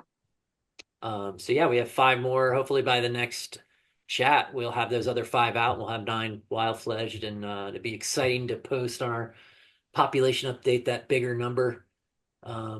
Biggest number we've ever posted on a population update. So yeah, pretty exciting. Yeah, I'm really excited to see that number go up. It went up by 6 just today. I know. Just pretty awesome. Pretty awesome. And we're just excited to see this batch go out. A lot of hard work. And again, and Kelly hit on it too. The crew does so much, and a lot of hard work, and we can't do it without your support, bottom line, and all the great work Mike's doing on the non-lead front, and other work he does for Ventana. Just, it's a team effort. Meredith and her great coverage. Just keep an eye out for Meredith's amazing videos on Instagram and Facebook. And again, everyone else from our education program today, that was great to have Marilee and Elisa taking part with the 2nd grade classroom. So amazing. Just engage those kids. I can't imagine if I was in 2nd grade, I think I would remember that day I was part of a Condor release, so I think that will be a lasting memory for those kids, and hopefully they become future conservation ambassadors or future biologists. Hopefully we started that little spark. So I don't know. I think we're kind of down to the wire here, Mike. Don't you think? I think that's about it. Yeah, and I think we got all 6 birds out. That's success, and we're also looking forward to our future chats. And also, there's Pinnacles will be releasing more birds, which will augment the population. Is there any information about whether or not we can get involved with that from a viewing aspect? Is there a date, or is there a viewing opportunity, or is that more of a private release? Yeah, I think that's a private release, just because they have to juggle internal park stuff. But Yeah, I would just check with the park website, but I don't think they plan to, I think they plan to trickle those birds out, as we say, with the soft release. And the location of the release pen, it's very tricky um, to get people out there to see it. So I don't think it will be open to the public, but you can go to Pinnacles anytime and see the wild birds. Go up the High Peaks Trail. Danae is super familiar with Pinnacles. You can recommend some spots, but yeah, the birds are very visible in the park. If you go out and get up high on those high ridges in the park on some of those trails, you got a pretty good chance of spotting a condor, wouldn't you say, Danae? Yeah, the High Peaks Trail is definitely your best bet. It's definitely a little bit more strenuous hike, but for anyone that's local or planning a trip out, this is actually a really good time of year to go because the weather's cooled down a bit.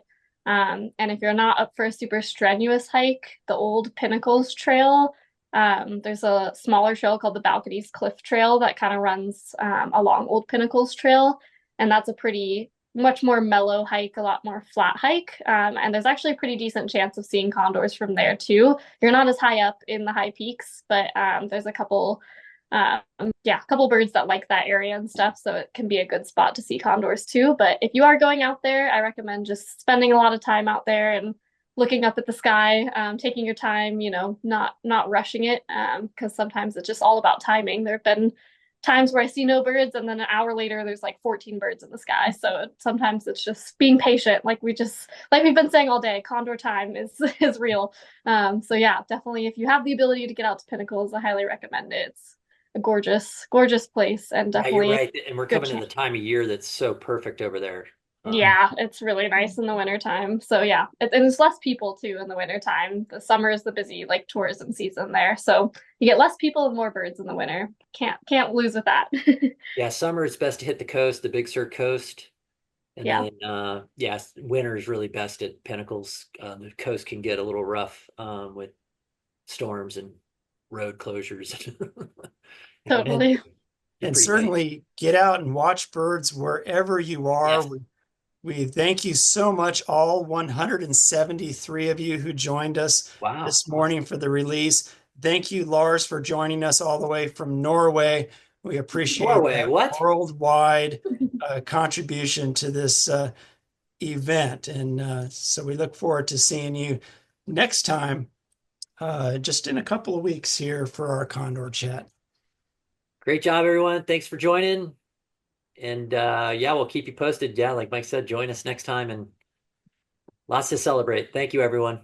Thanks, everybody. Hi, thank you.